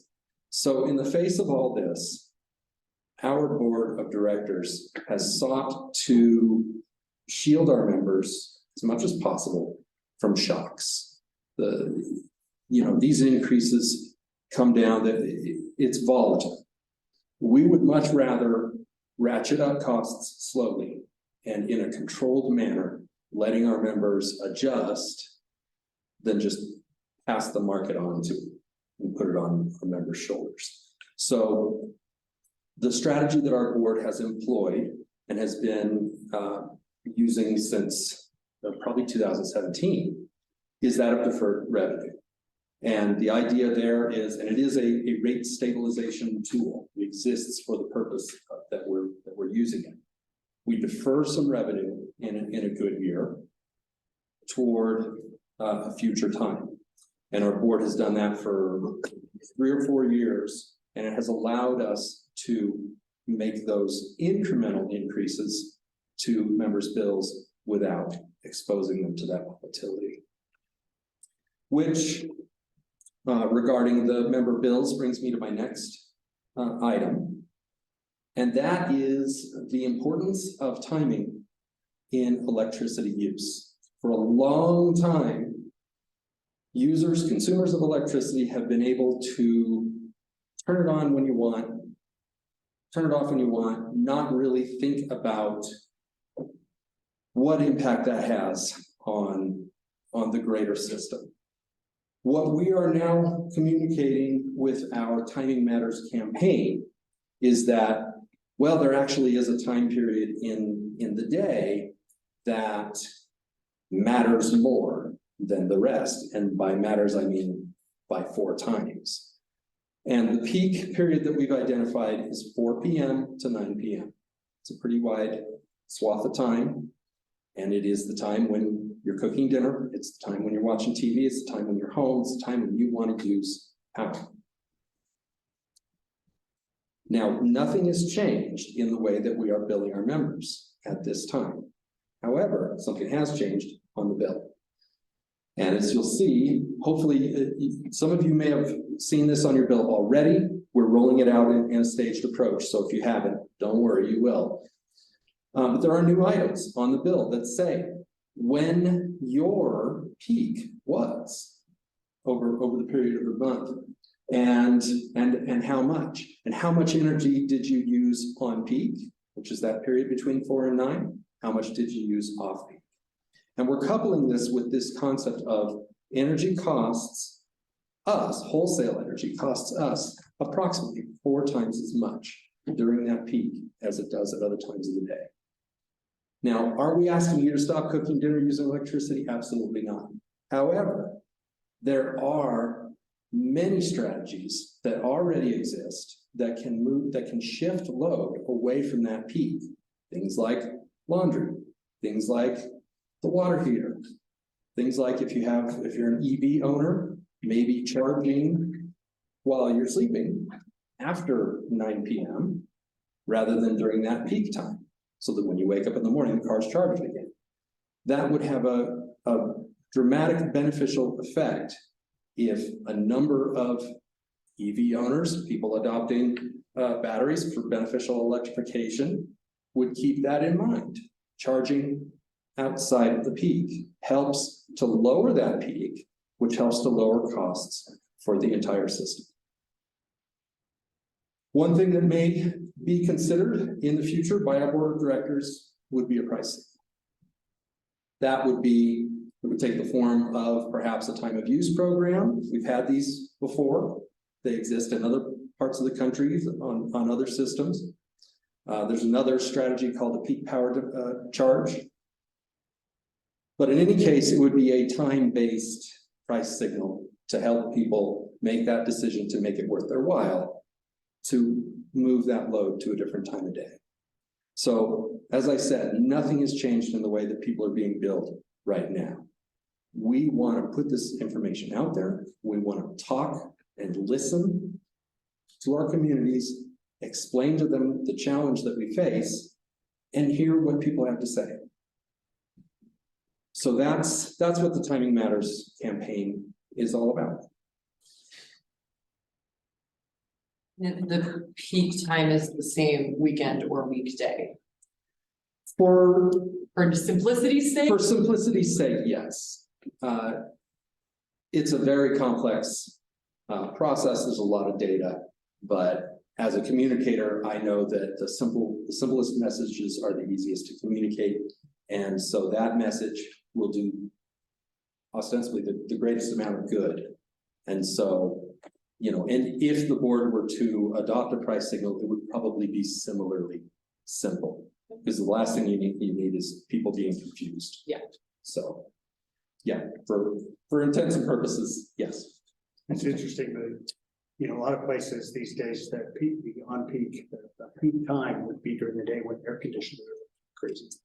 Every system's different, But we don't have as many air conditioners in our region as some others. for now, Yeah, that's gonna change. for now, it is a pretty hot summer. Yeah. You never know. Yeah. But you know, we have an answer to that too. Also, the islands, commercial and industrial, loads, we don't have it. We don't have commercial and industrial loads, which are generally daytime loads either. Our entire system load profile is effectively a residential load. With the exception of our highest peak usage is in February during ski season. People come off the ski slopes and go fire up the hot tubs and turn on the ovens and turn on the TVs. That's where we get our biggest peak. So in our window. Your three-phase users are. I'm sorry, what? The three-phase users are. There's not many. We just don't have much commercial use. You know, we've got the dispensaries and a few large, a couple mining operations, but Telski is our largest commercial load, and that's very seasonal. By definition. And it's not enough to drive our load shape. Right. We're a residential co-op. We have a saying in the industry that goes, if you've seen one co-op, you've seen one co-op. And you know, that's. Because they're all different. The Plains co-ops, for example, they have big oil and gas loads and also agriculture, center pivots, irrigation loads. And so their load profiles are opposite of ours. They have a major daytime spike. And it's interesting, I just pulled up my bill. But I just realized, I was like, oh, I don't use any power during the peak, and then I just realized I've been off school. So I would expect, instead of 25% during peak, I'm sure I will pull up that. With the Internet of Things, you can start to program almost every one of your appliances, whether it's a dishwasher or a washing machine. That's the wonderful thing. You can pull it to the bill. Well, you yeah, can start to be able to do that. Yeah, Right. If you have the finances to be able to do that. Just want to make that abundantly clear, and I feel a little weird about this, and I know you said you weren't doing anything financially now with on-peak hours, but I do want to caution you that on-peak hour billing cycles seems a bit exploitative to families, to people who work during the day. It seems a bit like you're, you know, I mean, I understand you're a company. That's like you're looking after your pocket. but I think I appreciate that this data is on the bill now. And if it was something you were to think about rolling out, I know on our Ridgway bill, we have like the info center, like, you know, if that gets to the point where we're looking at rolling it out, your bill under this would have been, like, showing that calculation would be really great, so people could start to anticipate how to shift. Sure. So I was like, oh, so how could I do, it's also as a single person, I can get away with doing a load of laundry. A family can't do that, so I can set my washer and dryer to start at 5, so I can switch it to the dryer before I go to work and avoid all of that. But if I have to do 3 loads of laundry because I'm a family of 5, I don't have that option. I think Polly's point is that, and you understand this as well as anyone, is it's gonna take a lot of education. Absolutely. It's gonna take a ton of just explaining to people why it might need to happen and strategies that they can enable to maybe push off the date that might happen.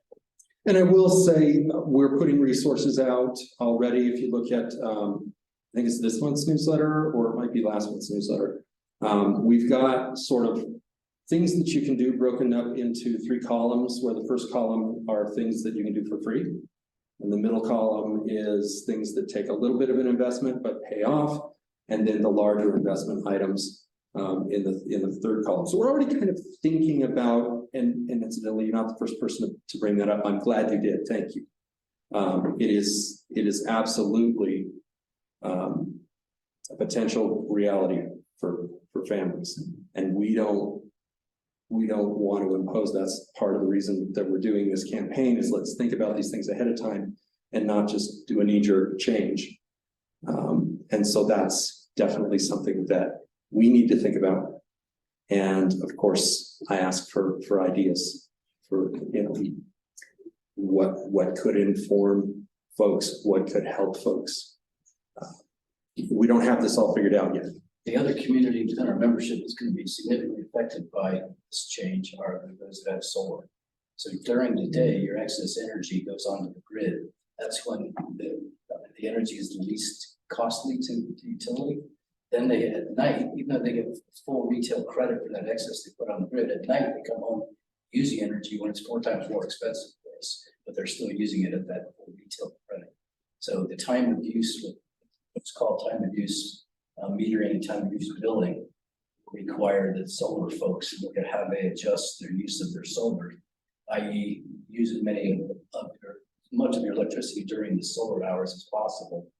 And Just like everybody else. this is going to encourage the use of batteries in order to mitigate some of those cost impacts, which is another potential investment. That's what I have in my house. I have batteries. And so what I would do is I would program my system to use the energy that I charge my batteries during the day to offset during that 4 to 9 p.m. so that I avoid having that high peak.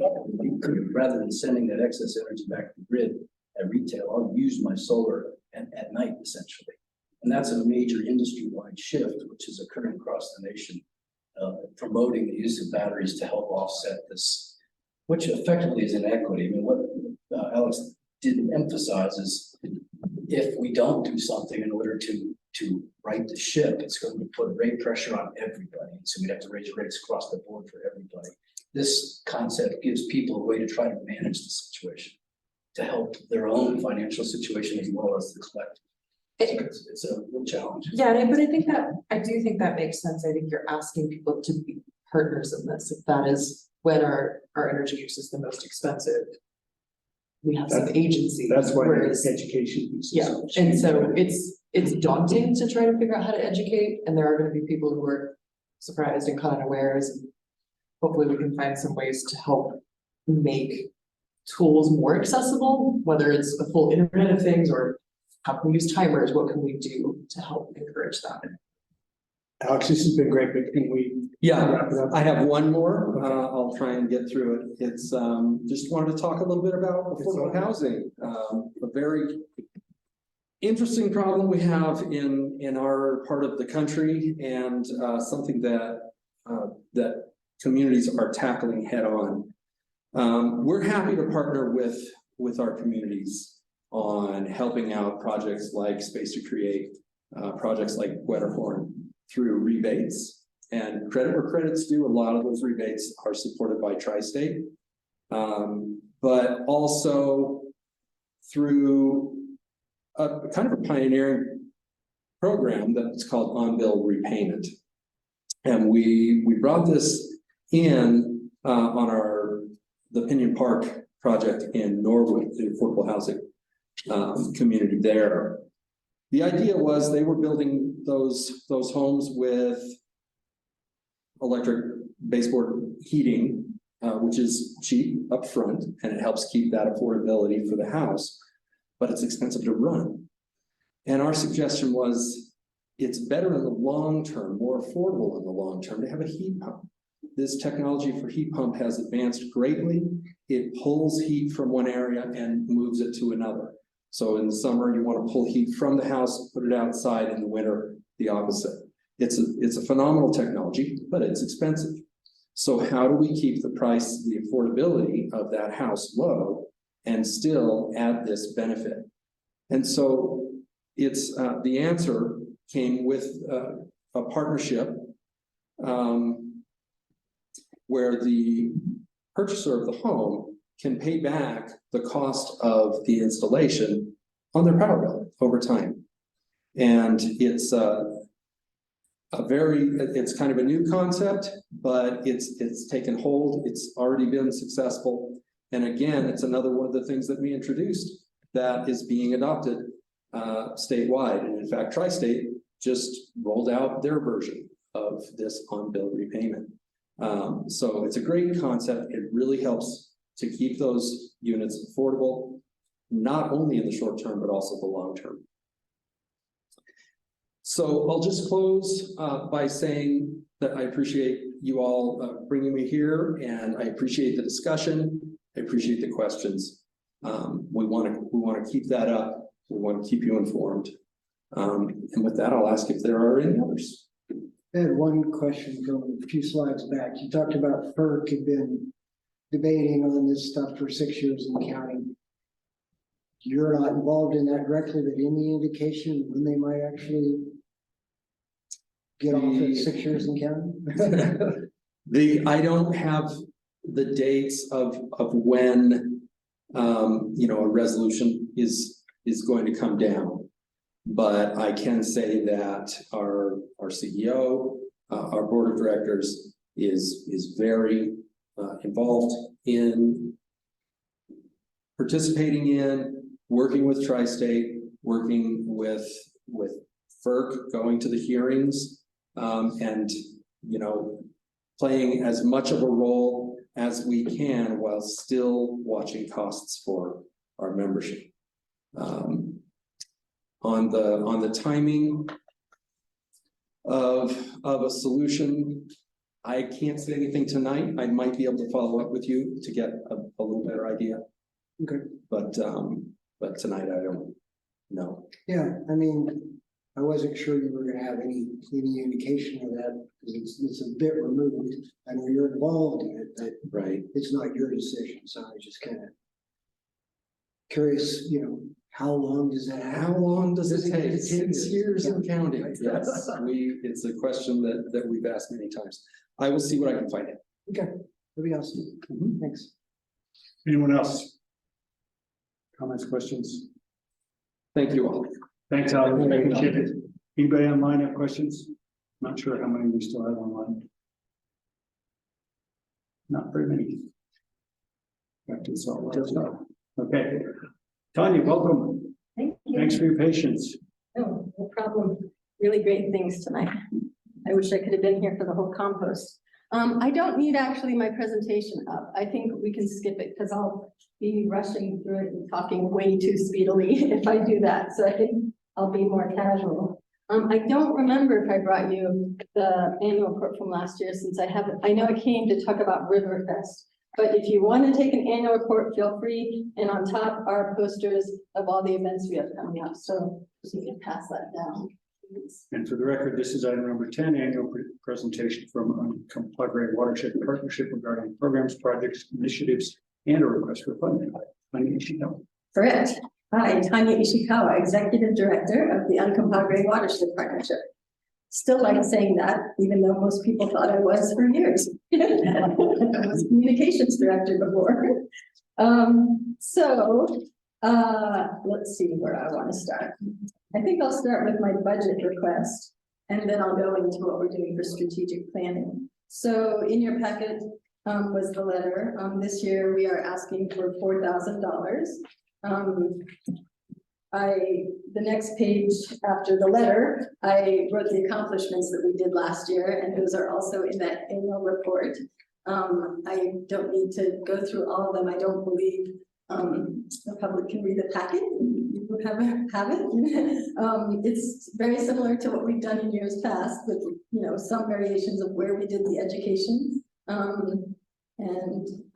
Yeah, I mean, most of the rest of it are similar types of projects. I'm just moving forward and doing more. So the request is for $1,000 for Riverfest, as usual. That's a sponsorship at the second to highest level.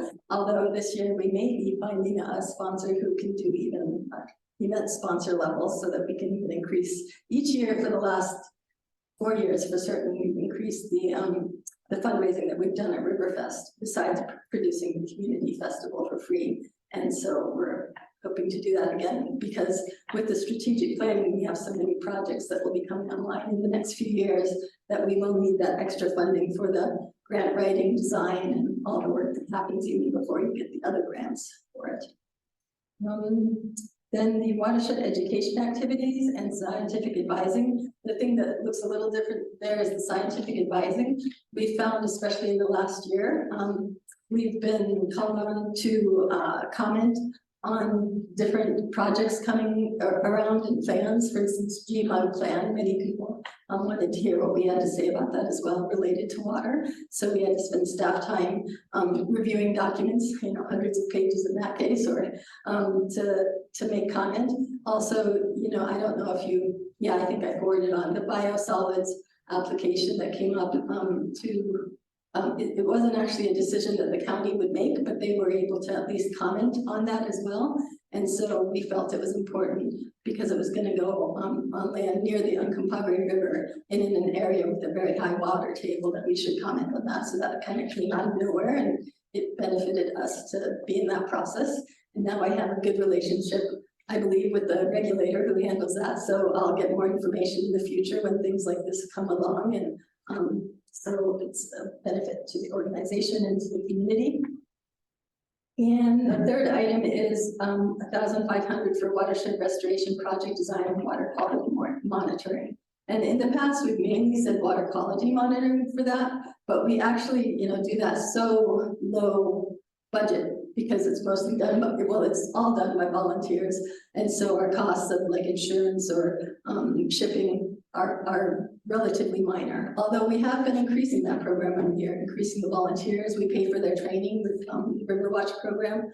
But I thought it would make more sense to add project design as well. Once again, with that strategic plan getting approved, we'll have lots of projects in the pipeline, and we need that for that.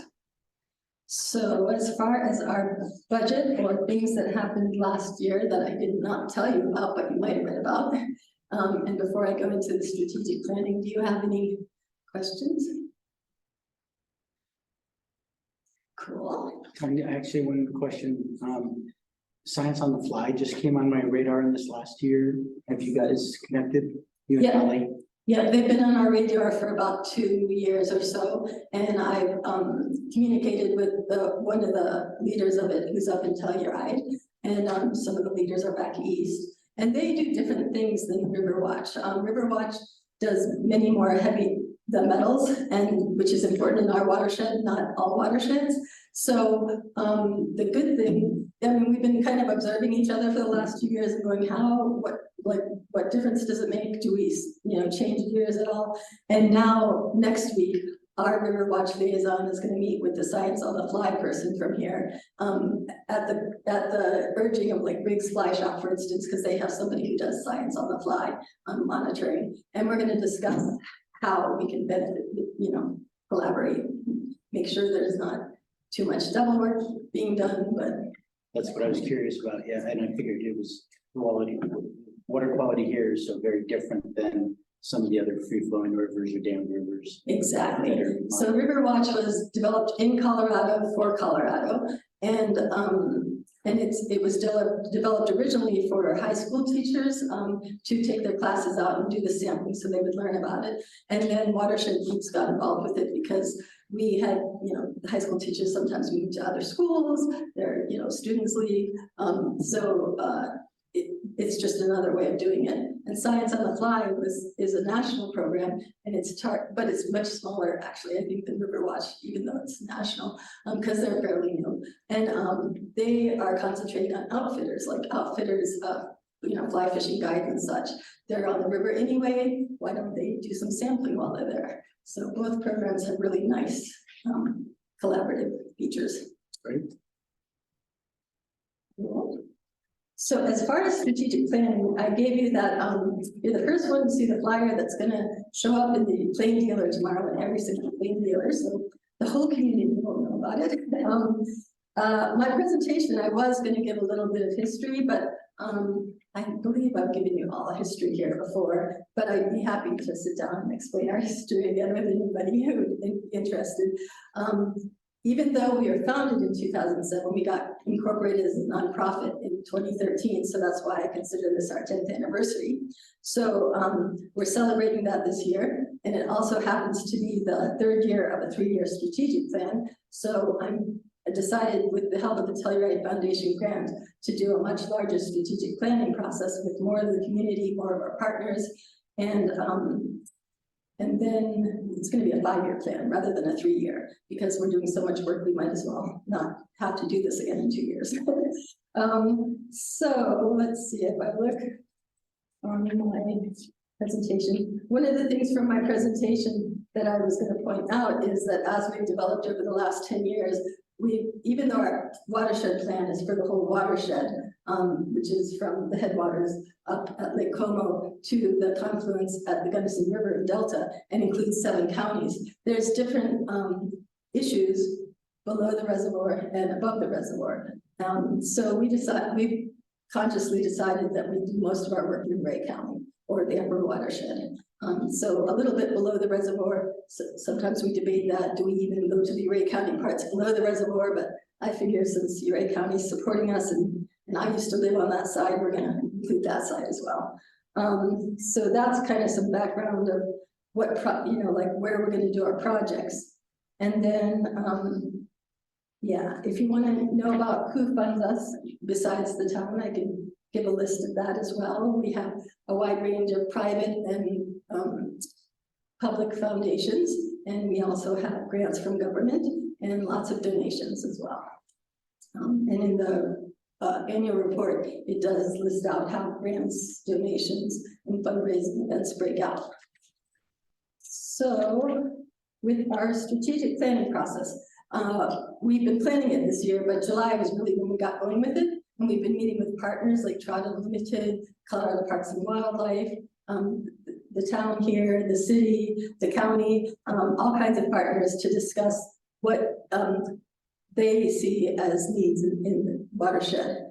And that's been with 2 people at a time or 3 people. So that's why you were not all invited to the meeting, because it had to be public anyway, to the small one we had, but that's why I'm here in front of you as well. Because if you have more ideas for projects in the future, or at least, you may not be able to identify a specific project, but at least the types of projects that you think are important to Ridgway, I'm happy to listen to those. And then after those smaller meetings, we've been drafting up the projects and working on the strategic plan, and we have some public field trips coming up, which you're all invited to. And I just checked our registrations, and the first one, which is on September 29th, actually has 13 people registered already. So that one would be a good one if you want to go on it, to get registered right away, because we're probably going to cap it at 20 people. I'll have to talk to the guides again. We might be able to fit 25.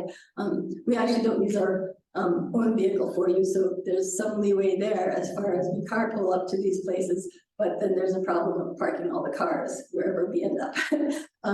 So that one is going to be led by Ashley Ben-Benick, our lead scientist with UWP, and that one will be going to the Atlas Mill, seeing the work we've done there, talking about the watershed along Campbell Road and some of the issues that we see there. On the next day, the 30th, is in the morning. The 29th is the afternoon, which is a Friday, and the next day is a morning, and that's with Arlen Huggins, our Riverwatch liaison, and another Riverwatch person and a couple of our board members talking about water quality monitoring as well as just other issues like stream flows. And if you look at that, maybe instead of continuing, because I know it's late already, the third field trip is on October 7th. October 17th, we have a community meeting. I tried to get it at the event center, but they're booked most of October and all of November. So I'm doing it at your community center. So please come on out on October 17th evening if you want to see like the projects that kind of ended up on our draft plan before we finalize them. And then we also have 2 events coming up that are not related to the strategic planning, and that's Love Your Gorge on October 14th, our 6th annual there, and we're going to be removing weeds and picking up litter and big debris and doing all sorts of good work in the park. And before that, October 6th is the Ridgway Reservoir cleanup, and that will be in the morning at 9 a.m. And they're actually going to get us on the boat and take us to the West Shore because nobody usually cleans up on that side. So we'll take all our volunteers over there and do some good cleaning at that park. So I think those were my main points for my presentation. You have. Sorry, I won't be able to join you on the 27th. I've got 2 things going on there. Made it the last couple of years, Yeah. but I'll be there for the Gorge. Cool. Anybody have questions for Tanya? Oh, and it used to be September 27th, I think, so. Did you change it? Yes, it's October 6th now. And so actually that, I probably invited you all to our fall events a while ago. So the very first email that I sent out to you has the wrong date for the Ridgway Reservoir. This one doesn't have the cleanups on it. I can send you a new email about the cleanups, but You changed it. yeah, Good. it is because Yeah. it works better for park staff as well. Okay. I'm really worried though, because we have an October 6th, 7th, and 14th event, plus the end of September, and snow is on its way. So basically everything we do is going to be show up whether the weather's bad or not, unless, and we're not, like she says, we're not going to talk about it being so bad that you can't even go out there because it's drizzling. Okay. Great presentation. Thank you. Thank you very much for your time. Thank you. Thanks, Tanya. Any questions for Tanya? I think we're all kind of Yeah. hitting our. Presenting a lot of overload. Yeah. Just a little. Thank you so No offense. No, that was. And again, we're down to the minimum online. I don't know if you have any questions, Aaron. If not, then let's see, that takes us to some policy matters. We've got introduction of ordinance, item number 11, introduction of ordinance number 06-2023, granting a franchise to San Miguel Power Association Incorporated to operate an electric power utility within the town of Ridgway and fixing the terms and conditions thereof. Bo? Thank you, Mayor. One sec. Preston. In case anyone doesn't know, Deputy Esther's our newest full-time deputy this year. Hi, Rachel. Filling in for the marshal today, so thanks for being here. Sorry about. Thanks for being here. Go ahead, Bo. Thank you, Mayor. Thank you, Mr. Neal. So enclosed with the packet is a proposed franchise agreement from SMPA in order to operate within a municipality. We require utilities to obtain a franchise agreement, which grants them a license to use our utilities under certain protections and restrictions. Coupled with that is the setting of a franchise fee in terms of a pass-through fee that goes back, that is submitted to the customer. The goal with that fee is to cover the costs and expenses incurred by the town for the use of its rights of ways by the franchisee. So this is a 10-year franchise agreement. The terms are similar to the franchise agreement that the town currently has in place with SMPA. We've been conferring with Jim Link, who is legal counsel for SMPA, There's some pretty minor changes that we have, which SMPA just agreed upon at the attorney level, and the board president's okay with, but they're going to have a board meeting later this month. So between now and second reading for the final adoption, there will be some pretty minor changes to the proposed franchise agreement. With that, I'll open it up to any questions that the council might have. So is this a 10-year or a 15-year Excuse franchise? me, this is a 15-year, that's correct. About the insurance, and I know this is getting into the weeds, I'm looking at all the different types of insurances, but the commercial general liability insurance has a limit of $1 million, and does that include, like, heaven forbid, something happens with a power line and burns down multiple homes and such? Is that covered under this policy, or what does the insurance look like for that? Yeah, so that's a really good question. So if it was like a mass incident like that would not apply. It would be a separate claim or cause of action that, you know, frankly, the homeowner or collection of homeowners may have against the utility.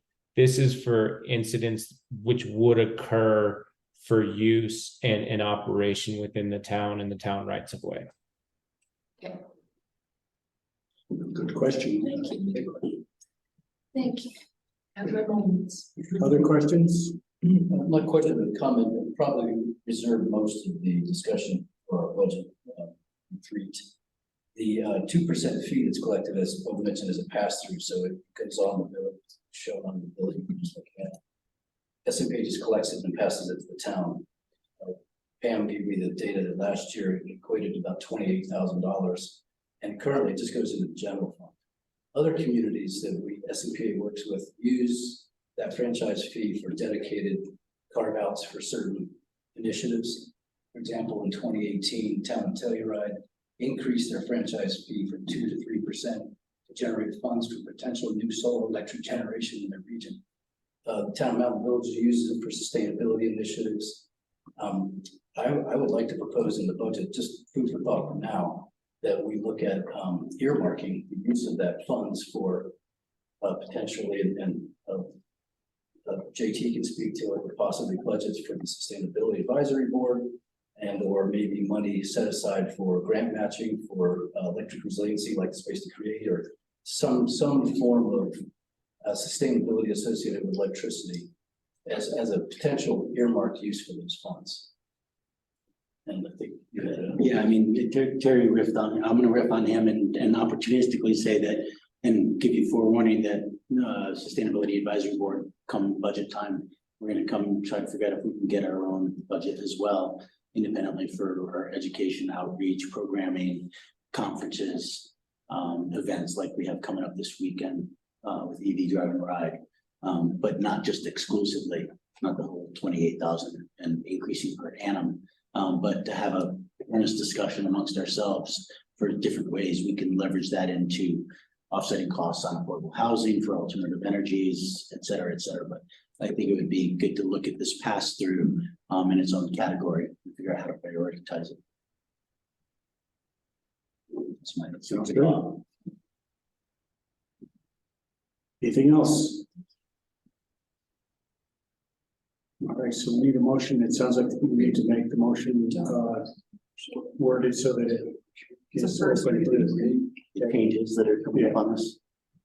We didn't go on step. We need a motion and vote for first reading to send it to. Okay. Yeah, if we could just get a motion to introduce the, yeah. I move to introduce ordinance number 06/2023. Take motion made by Beth, second by Russ, all in favor? Aye. Opposed? This is unanimously, thank you. That takes us to skipping item number 12. Item number 13 is review and action on agreement to purchase water rights. You all have that in your packet. I'll take it away. Thank you, Mr. Mayor. So the town was approached in April of this year to purchase certain, for the possibility of purchasing certain water rights within the Hyde Sneva ditch. The seller is Nugget Telluride LLC and Ben Jackson. Staff has had a series of discussions with the seller over the past couple months. And we've conferred with counsel in executive session pursuant to the protections that we have there, both with respect to a matter that is attorney-client privileged and a negotiation. In June of this year, the town engaged LRE Water out of Glenwood Springs, and then in order to undertake an analysis of the potential water rights and if there is a true benefit to the town. Ultimately, in conferral with the consultant and internally upon town staff, we believe that there is a benefit to the town to move forward and purchase these water rights. I would let Mr. Neal confirm, but it's my understanding that there's an adequate amount in the budget in order to address a proposed purchase. So before the council tonight is the draft contract for the purchase of the water rights. One of the things that is missing is probably the most important thing, which is the terms of the purchase. So before we get to that, is there any questions or anything more from Mr. Neal or Ms. Fagan? Comments, questions? Anybody online have comments, questions? Sounds like we're good. Okay, great. So based on the discussions that we've had with the seller of the water rights, we've reached an arrangement or a proposed arrangement where they are willing to sell the water rights to the town at a price of $80,000. That price would be broken down as follows. It would be $50,000 cash from the town to the seller, and then an acknowledgement of $30,000 in terms of a charitable donation from the seller to the town, which can be used by the seller as a tax benefit. So the total purchase price would be $80,000 payable with $50,000 cash, and then recognition of a gift, a charitable gift or donation from the seller of $30,000. Okay, thanks, Bo. So in the event that there's a consensus to move forward with the agreement, I'd be looking for a motion to accept the agreement and to allow for staff to present the agreement and the proposed offer.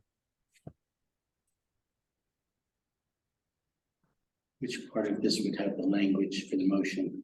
I would also pull it from the version we got. That was my plan. Because I don't have that in front of me. So this is, we're just looking for a motion to enable staff to go forward and execute this draft contract with the seller with the terms that we just discussed. I move to. Do you guys want me to read the proposed language on the purchase price? Sorry to interrupt, Ms. Lakin. You can, I was. Sure, go ahead. Yeah. So it'd be to accept the proposed agreement with a payment of $50,000 from the town to the seller in cash, in recognition of a charitable donation from the seller to the town in the amount of $30,000. So moved. Seconded. Motion made by Beth, seconded by Polly. Any other discussion? All in favor? Aye. Opposed? Thank you very much. Passes unanimously. Thanks, both. Thank you. That takes us to written and verbal reports, first of which is item number 14, end of season report on weed management activities in Ridgway. Julie, I don't see her online, so are you doing this, Preston? Yeah, Julie wasn't able to make it this evening. Hopefully you all had a chance to delve into what she put on paper, very similar to the reports you provided last year. Happy to answer any questions you all might have about some of the various treatments around town over the summer season specifically.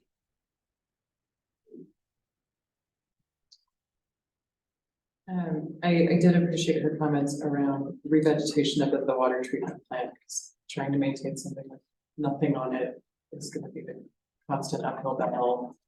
I know everyone is interested in making sure we minimize herbicide uses as much as possible, especially in a location like that. Good point, thank you. Which is always key. But it sounds like we're making progress, would be my takeaway on most of it. There's still stuff to be done, but starting to catch up. It was interesting to see that, gosh, I can't remember the name of the exact weed, but one of the noxious weeds started growing out instead of up because it didn't want to be mowed. And I thought that was fascinating and also not good. Spotted knapweed. Spotted knapweed. Thank you. They're insidious little beasts, aren't they?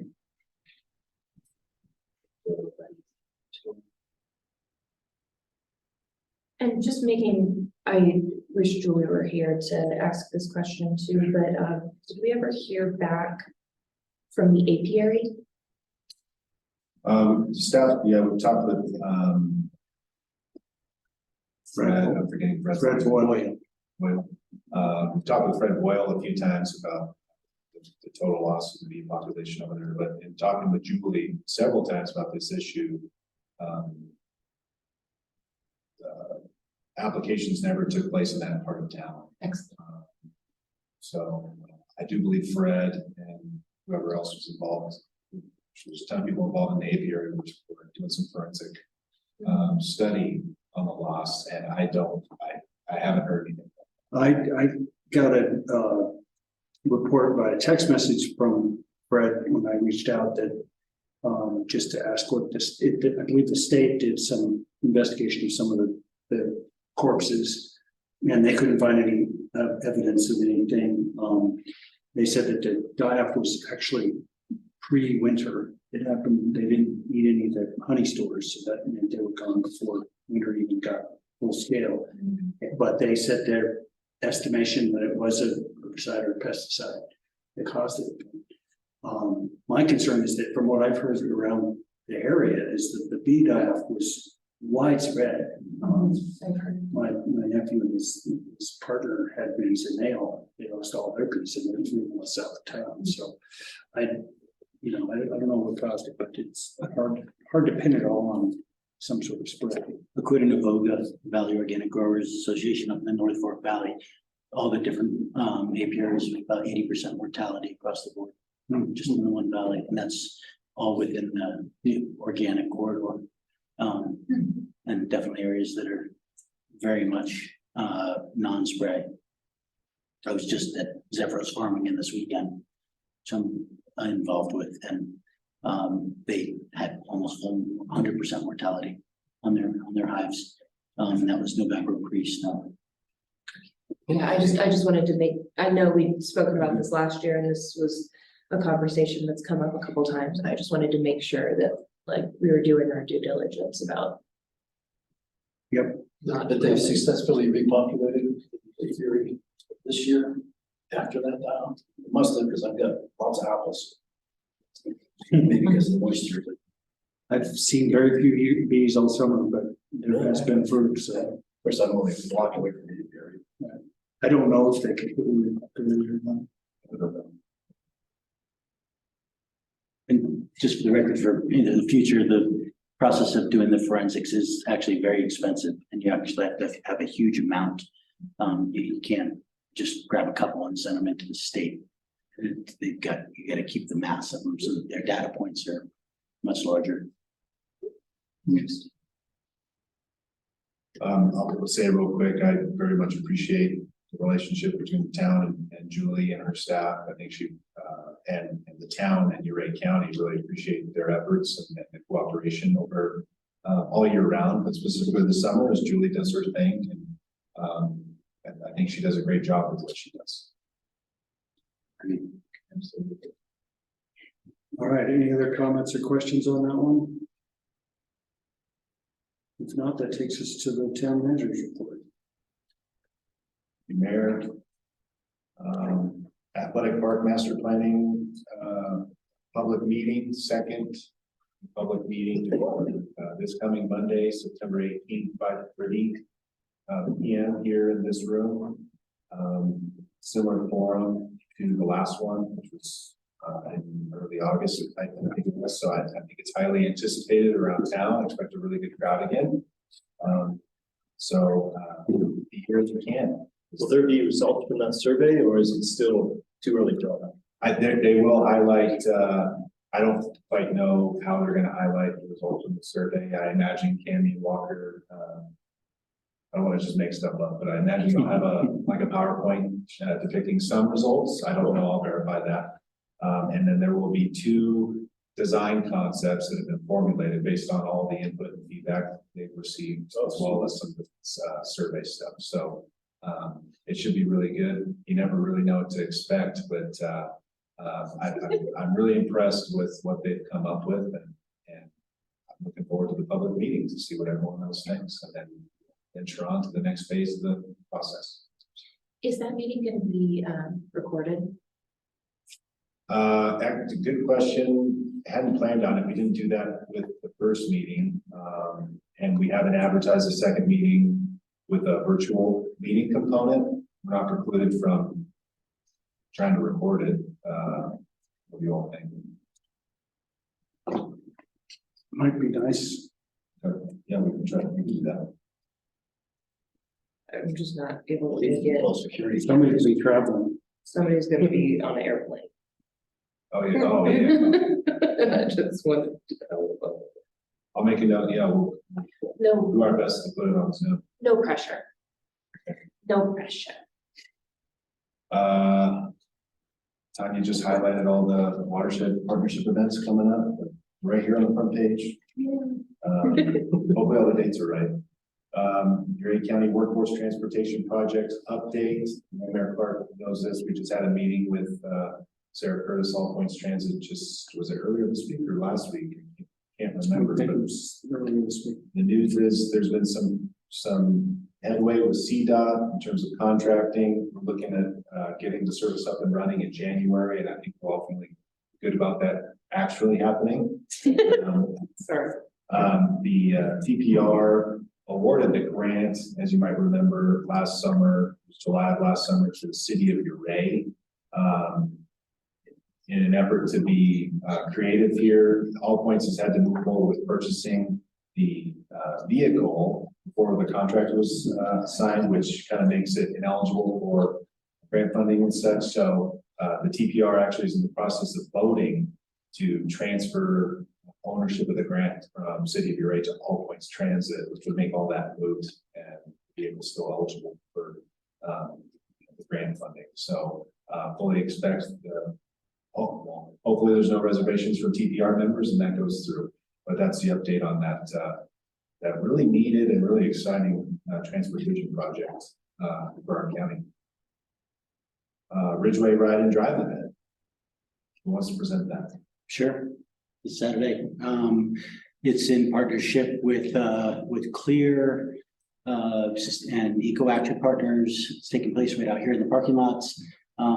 It looks like Dave just jumped from 15 vehicles of all sorts to maybe 30 that we have available, including everything from the EVs that you know of, like Teslas and Ravs and then also some ATVs, side-by-sides, and we're also including electric power tools as well. They'll be on site.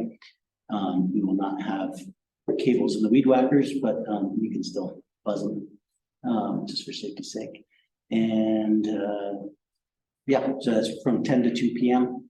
and rain or shine. And Rock also stepped up and is going to cover some food as well for people attending. Sweet. So good news. That should be fun. Yeah. Why is Ridgway spelled with an E in your promotion? Yeah, that's a good question. That has since been remedied. Good. Yeah. The version online I went and checked is without any, so I fixed it. Mhm. Deb fixed that. I didn't have a new version, but I like the graphics, so I still. We all noticed the E because we just do. Yeah. Well, I love that it was on the distance sign. We just saw it on the reference, I yeah. know, it's fixed now, but it always like, no.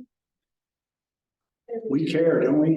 A lot about a need. A couple more, happy to announce that our application to Growing Water Smart Workshop next month was, we were accepted to that. And actually, we had our orientation this afternoon. Chicago was part of the team, Art, myself, TJ DeLubac, and then Joanne. Joanne's on, TJ's the only one on here. Wait, yep. So orientation was today. It's from October 23rd to the 25th. And we fully know what to expect based on that orientation today. And I think we're going to take a lot out of it. So and if everybody knows, there's also City of Cortez, City of Fruta, representatives from the Water Conservancy District, the Mesa Conservation District, City of Fun Springs, City of Grand Junction, Right Water Engineers, Mesa County, Clifton Water District, Water Conservancy District, ourselves, some community consulting strategies, Joanne from Consolidated Consulting Services. Okay, that's all last time. And then City of Steamboat Springs. So Cortez, Fruta, Glenwood, Junction, Steamboat. They'll be good event. And they've been doing this workshop for a number of years now, and I was surprised that, the Frutas and the Junctions haven't gone through it yet, so we're going to be in good company. And it's Sonoran Institute is the overriding entity putting it on, so that's great. Shout out Randy, Steven, Public Works, Bobby, Rodney, all those guys for replacing meters over the last few weeks, 88 to date. I think it's 88. I rounded up, I think, but it's somewhere around there. And more to come here in the coming weeks, and then we're budgeting for the next phase next year. But the goal is to get every residence on the new meter in MXU, and we've been plugging away on that for the last several years. 2022 was a big bummer because of supply chain issues, and we're catching up now. Last week, Mayor Clark and I attended the CML district meeting that was held in Delta. They hold these a couple times a year, but the fall one's kind of the biggest one. And all the communities in the district attend. Looks like Ridgway will be hosting next fall with Norwood. Collaborating with Norwood. Correct. So we'll be hosting that. We're looking at doing it at the Decker community. So mark your calendars for that whenever it happens. But I was telling John last week, I love these district meetings because you hear about what all the communities are doing, and it's awesome stuff, and then you really feel shitty about not doing some of the stuff, but it's all good, right? So it is impressive what some of the little towns are doing. Cedar Edge is doing all sorts of crazy stuff. Absolutely. And happy to answer any questions. There's more in there. I had something non-related. Are we doing a tri-agency dinner in the fall? Is the City of Uray doing that? City of Uray is up. They started to inquire about dates maybe a month or two ago. But I think we all kind of, were coming into budget season and there was some worry about dates, and so we haven't heard from them, but Okay. I don't know. Okay, I was like, did I miss this? It should have been No, on my you haven't missed it. calendar. We can't let them slack off. Ethan, a hard time. Any other questions on the town manager's report? Good joke. I loved it. Good joke. I'm not usually the joke person, but you tickled the science funny about, and it was good. Was anyone not here when Bo said his joke? I missed it. Missed it. That's right, because you guys came in, you're like, we had nothing to meet. Bo, will you do the joke, please?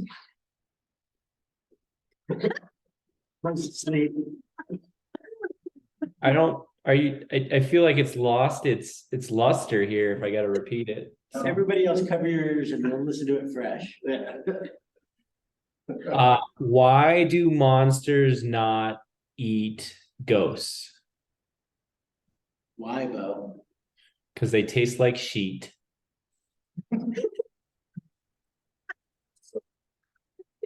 That's good. I love it. Aaron, you just like, You like it just because it's pushing the civics. Edges of. that's why Preston couldn't put it in the report. Although I. Right. It is. All right, well, a little after 8, we did pretty good. Anybody have any committee reports? Nope. I missed the last planning commission. Actually, Preston and I both missed the last planning commission, so I'm not sure if there's anything to report from there. Nothing from Parks, Trails, and Open Space. Fuse is doing all sorts of great stuff, but. Yep, I missed the last Fuse meeting, so. And I think there was one this morning on the AV setup at the room. Did you go to that? Actually, Terry said that you guys both attended. I did. Oh, yeah, I was. You were there. She told me Thursday, so I had it on my calendar for tomorrow. Oh, shoot. And then I saw the email saying that the guy was gonna be 15 minutes late. On my computer pop up and I'm like, it's today. So there was miscommunication. Sorry. So she's gonna bring us up to speed tomorrow, or me up to speed tomorrow. Yeah, good. Yeah, it was a great meeting with the AV guy. We're exploring bids, quotes for AV equipment in the Decker room.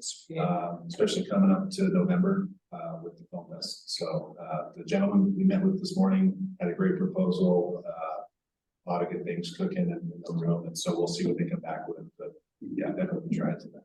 Yeah, and we've talked a lot about acoustics and treatments and stuff like that in there. But, I looked at the equipment they chose, which was all on par for that scale. Good. So that's good. Charging bar. And the what? The charging bar. Talked to Tara about that, putting in a, like you see in airports where people can plug in their devices. Oh, for like the resilience stuff. Resilience stuff. Okay. For my All walk. right. For my walk. Congratulations, Mr. Walk, on your credentialed manager Oh, yeah, thank you. designation. Candidate, he's got to get another year.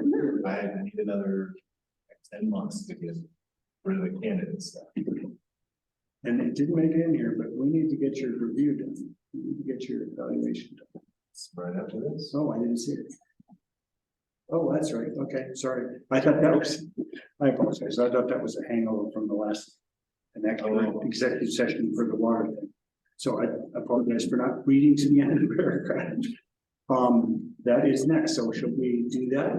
We, enter into a closed session pursuant to Colorado Revised Statutes 24/4 for discussion of a personnel matter concerning the town manager's annual performance evaluation. The extras that I'd rather. Okay, did you guys all get? There should be a stack. Yeah, we got. Let's go. I did. I took my. Thanks, Tanya. Thanks. Can I get a so moved on that? So moved. You guys are really harsh. I did that. All right, motion made by Polly, seconded by Russ. All in favor? Opposed? All right, passes unanimously. Bo, I don't know that you need to run this or not. What do you think? You want to do your usual spiel? You're muted. what do you want to do here, Mayor? Do you want me to give the preamble and then you guys, I mean, I think you could close the executive session. Do you want me to stay in? What's the preference here? So. We're probably okay. You could do the preamble and then we. Yeah, and Bob, if you could just send me what we're supposed to read at the end. Yep, That way, that sounds good. I really don't think this is gonna take too long, because this is This is just. just the preliminary, yeah. Did you say think or hope? Yeah, well, I guess I hope, yeah. All right, it is Wednesday, September 13th. The time is 8:16 p.m. This is an executive session. Oh, shoot, I lost the citation. It's CRS 24-6-402, paren 4, paren F. For evaluation of the town manager. Also participating in the executive session are the following persons. Preston Neal. Terry Schuyler, Beth Blanken. JT Thomas, John Clark, Russ Meyer, Kevin Grambly. and Polly Kroger. If during the executive session, any person believes we go outside the proper scope of the executive session, please interrupt the discussion and make an objection. I will note that this is an executive session for a personnel matter, and the employee which it concerns, Mr. Neal, has requested that it be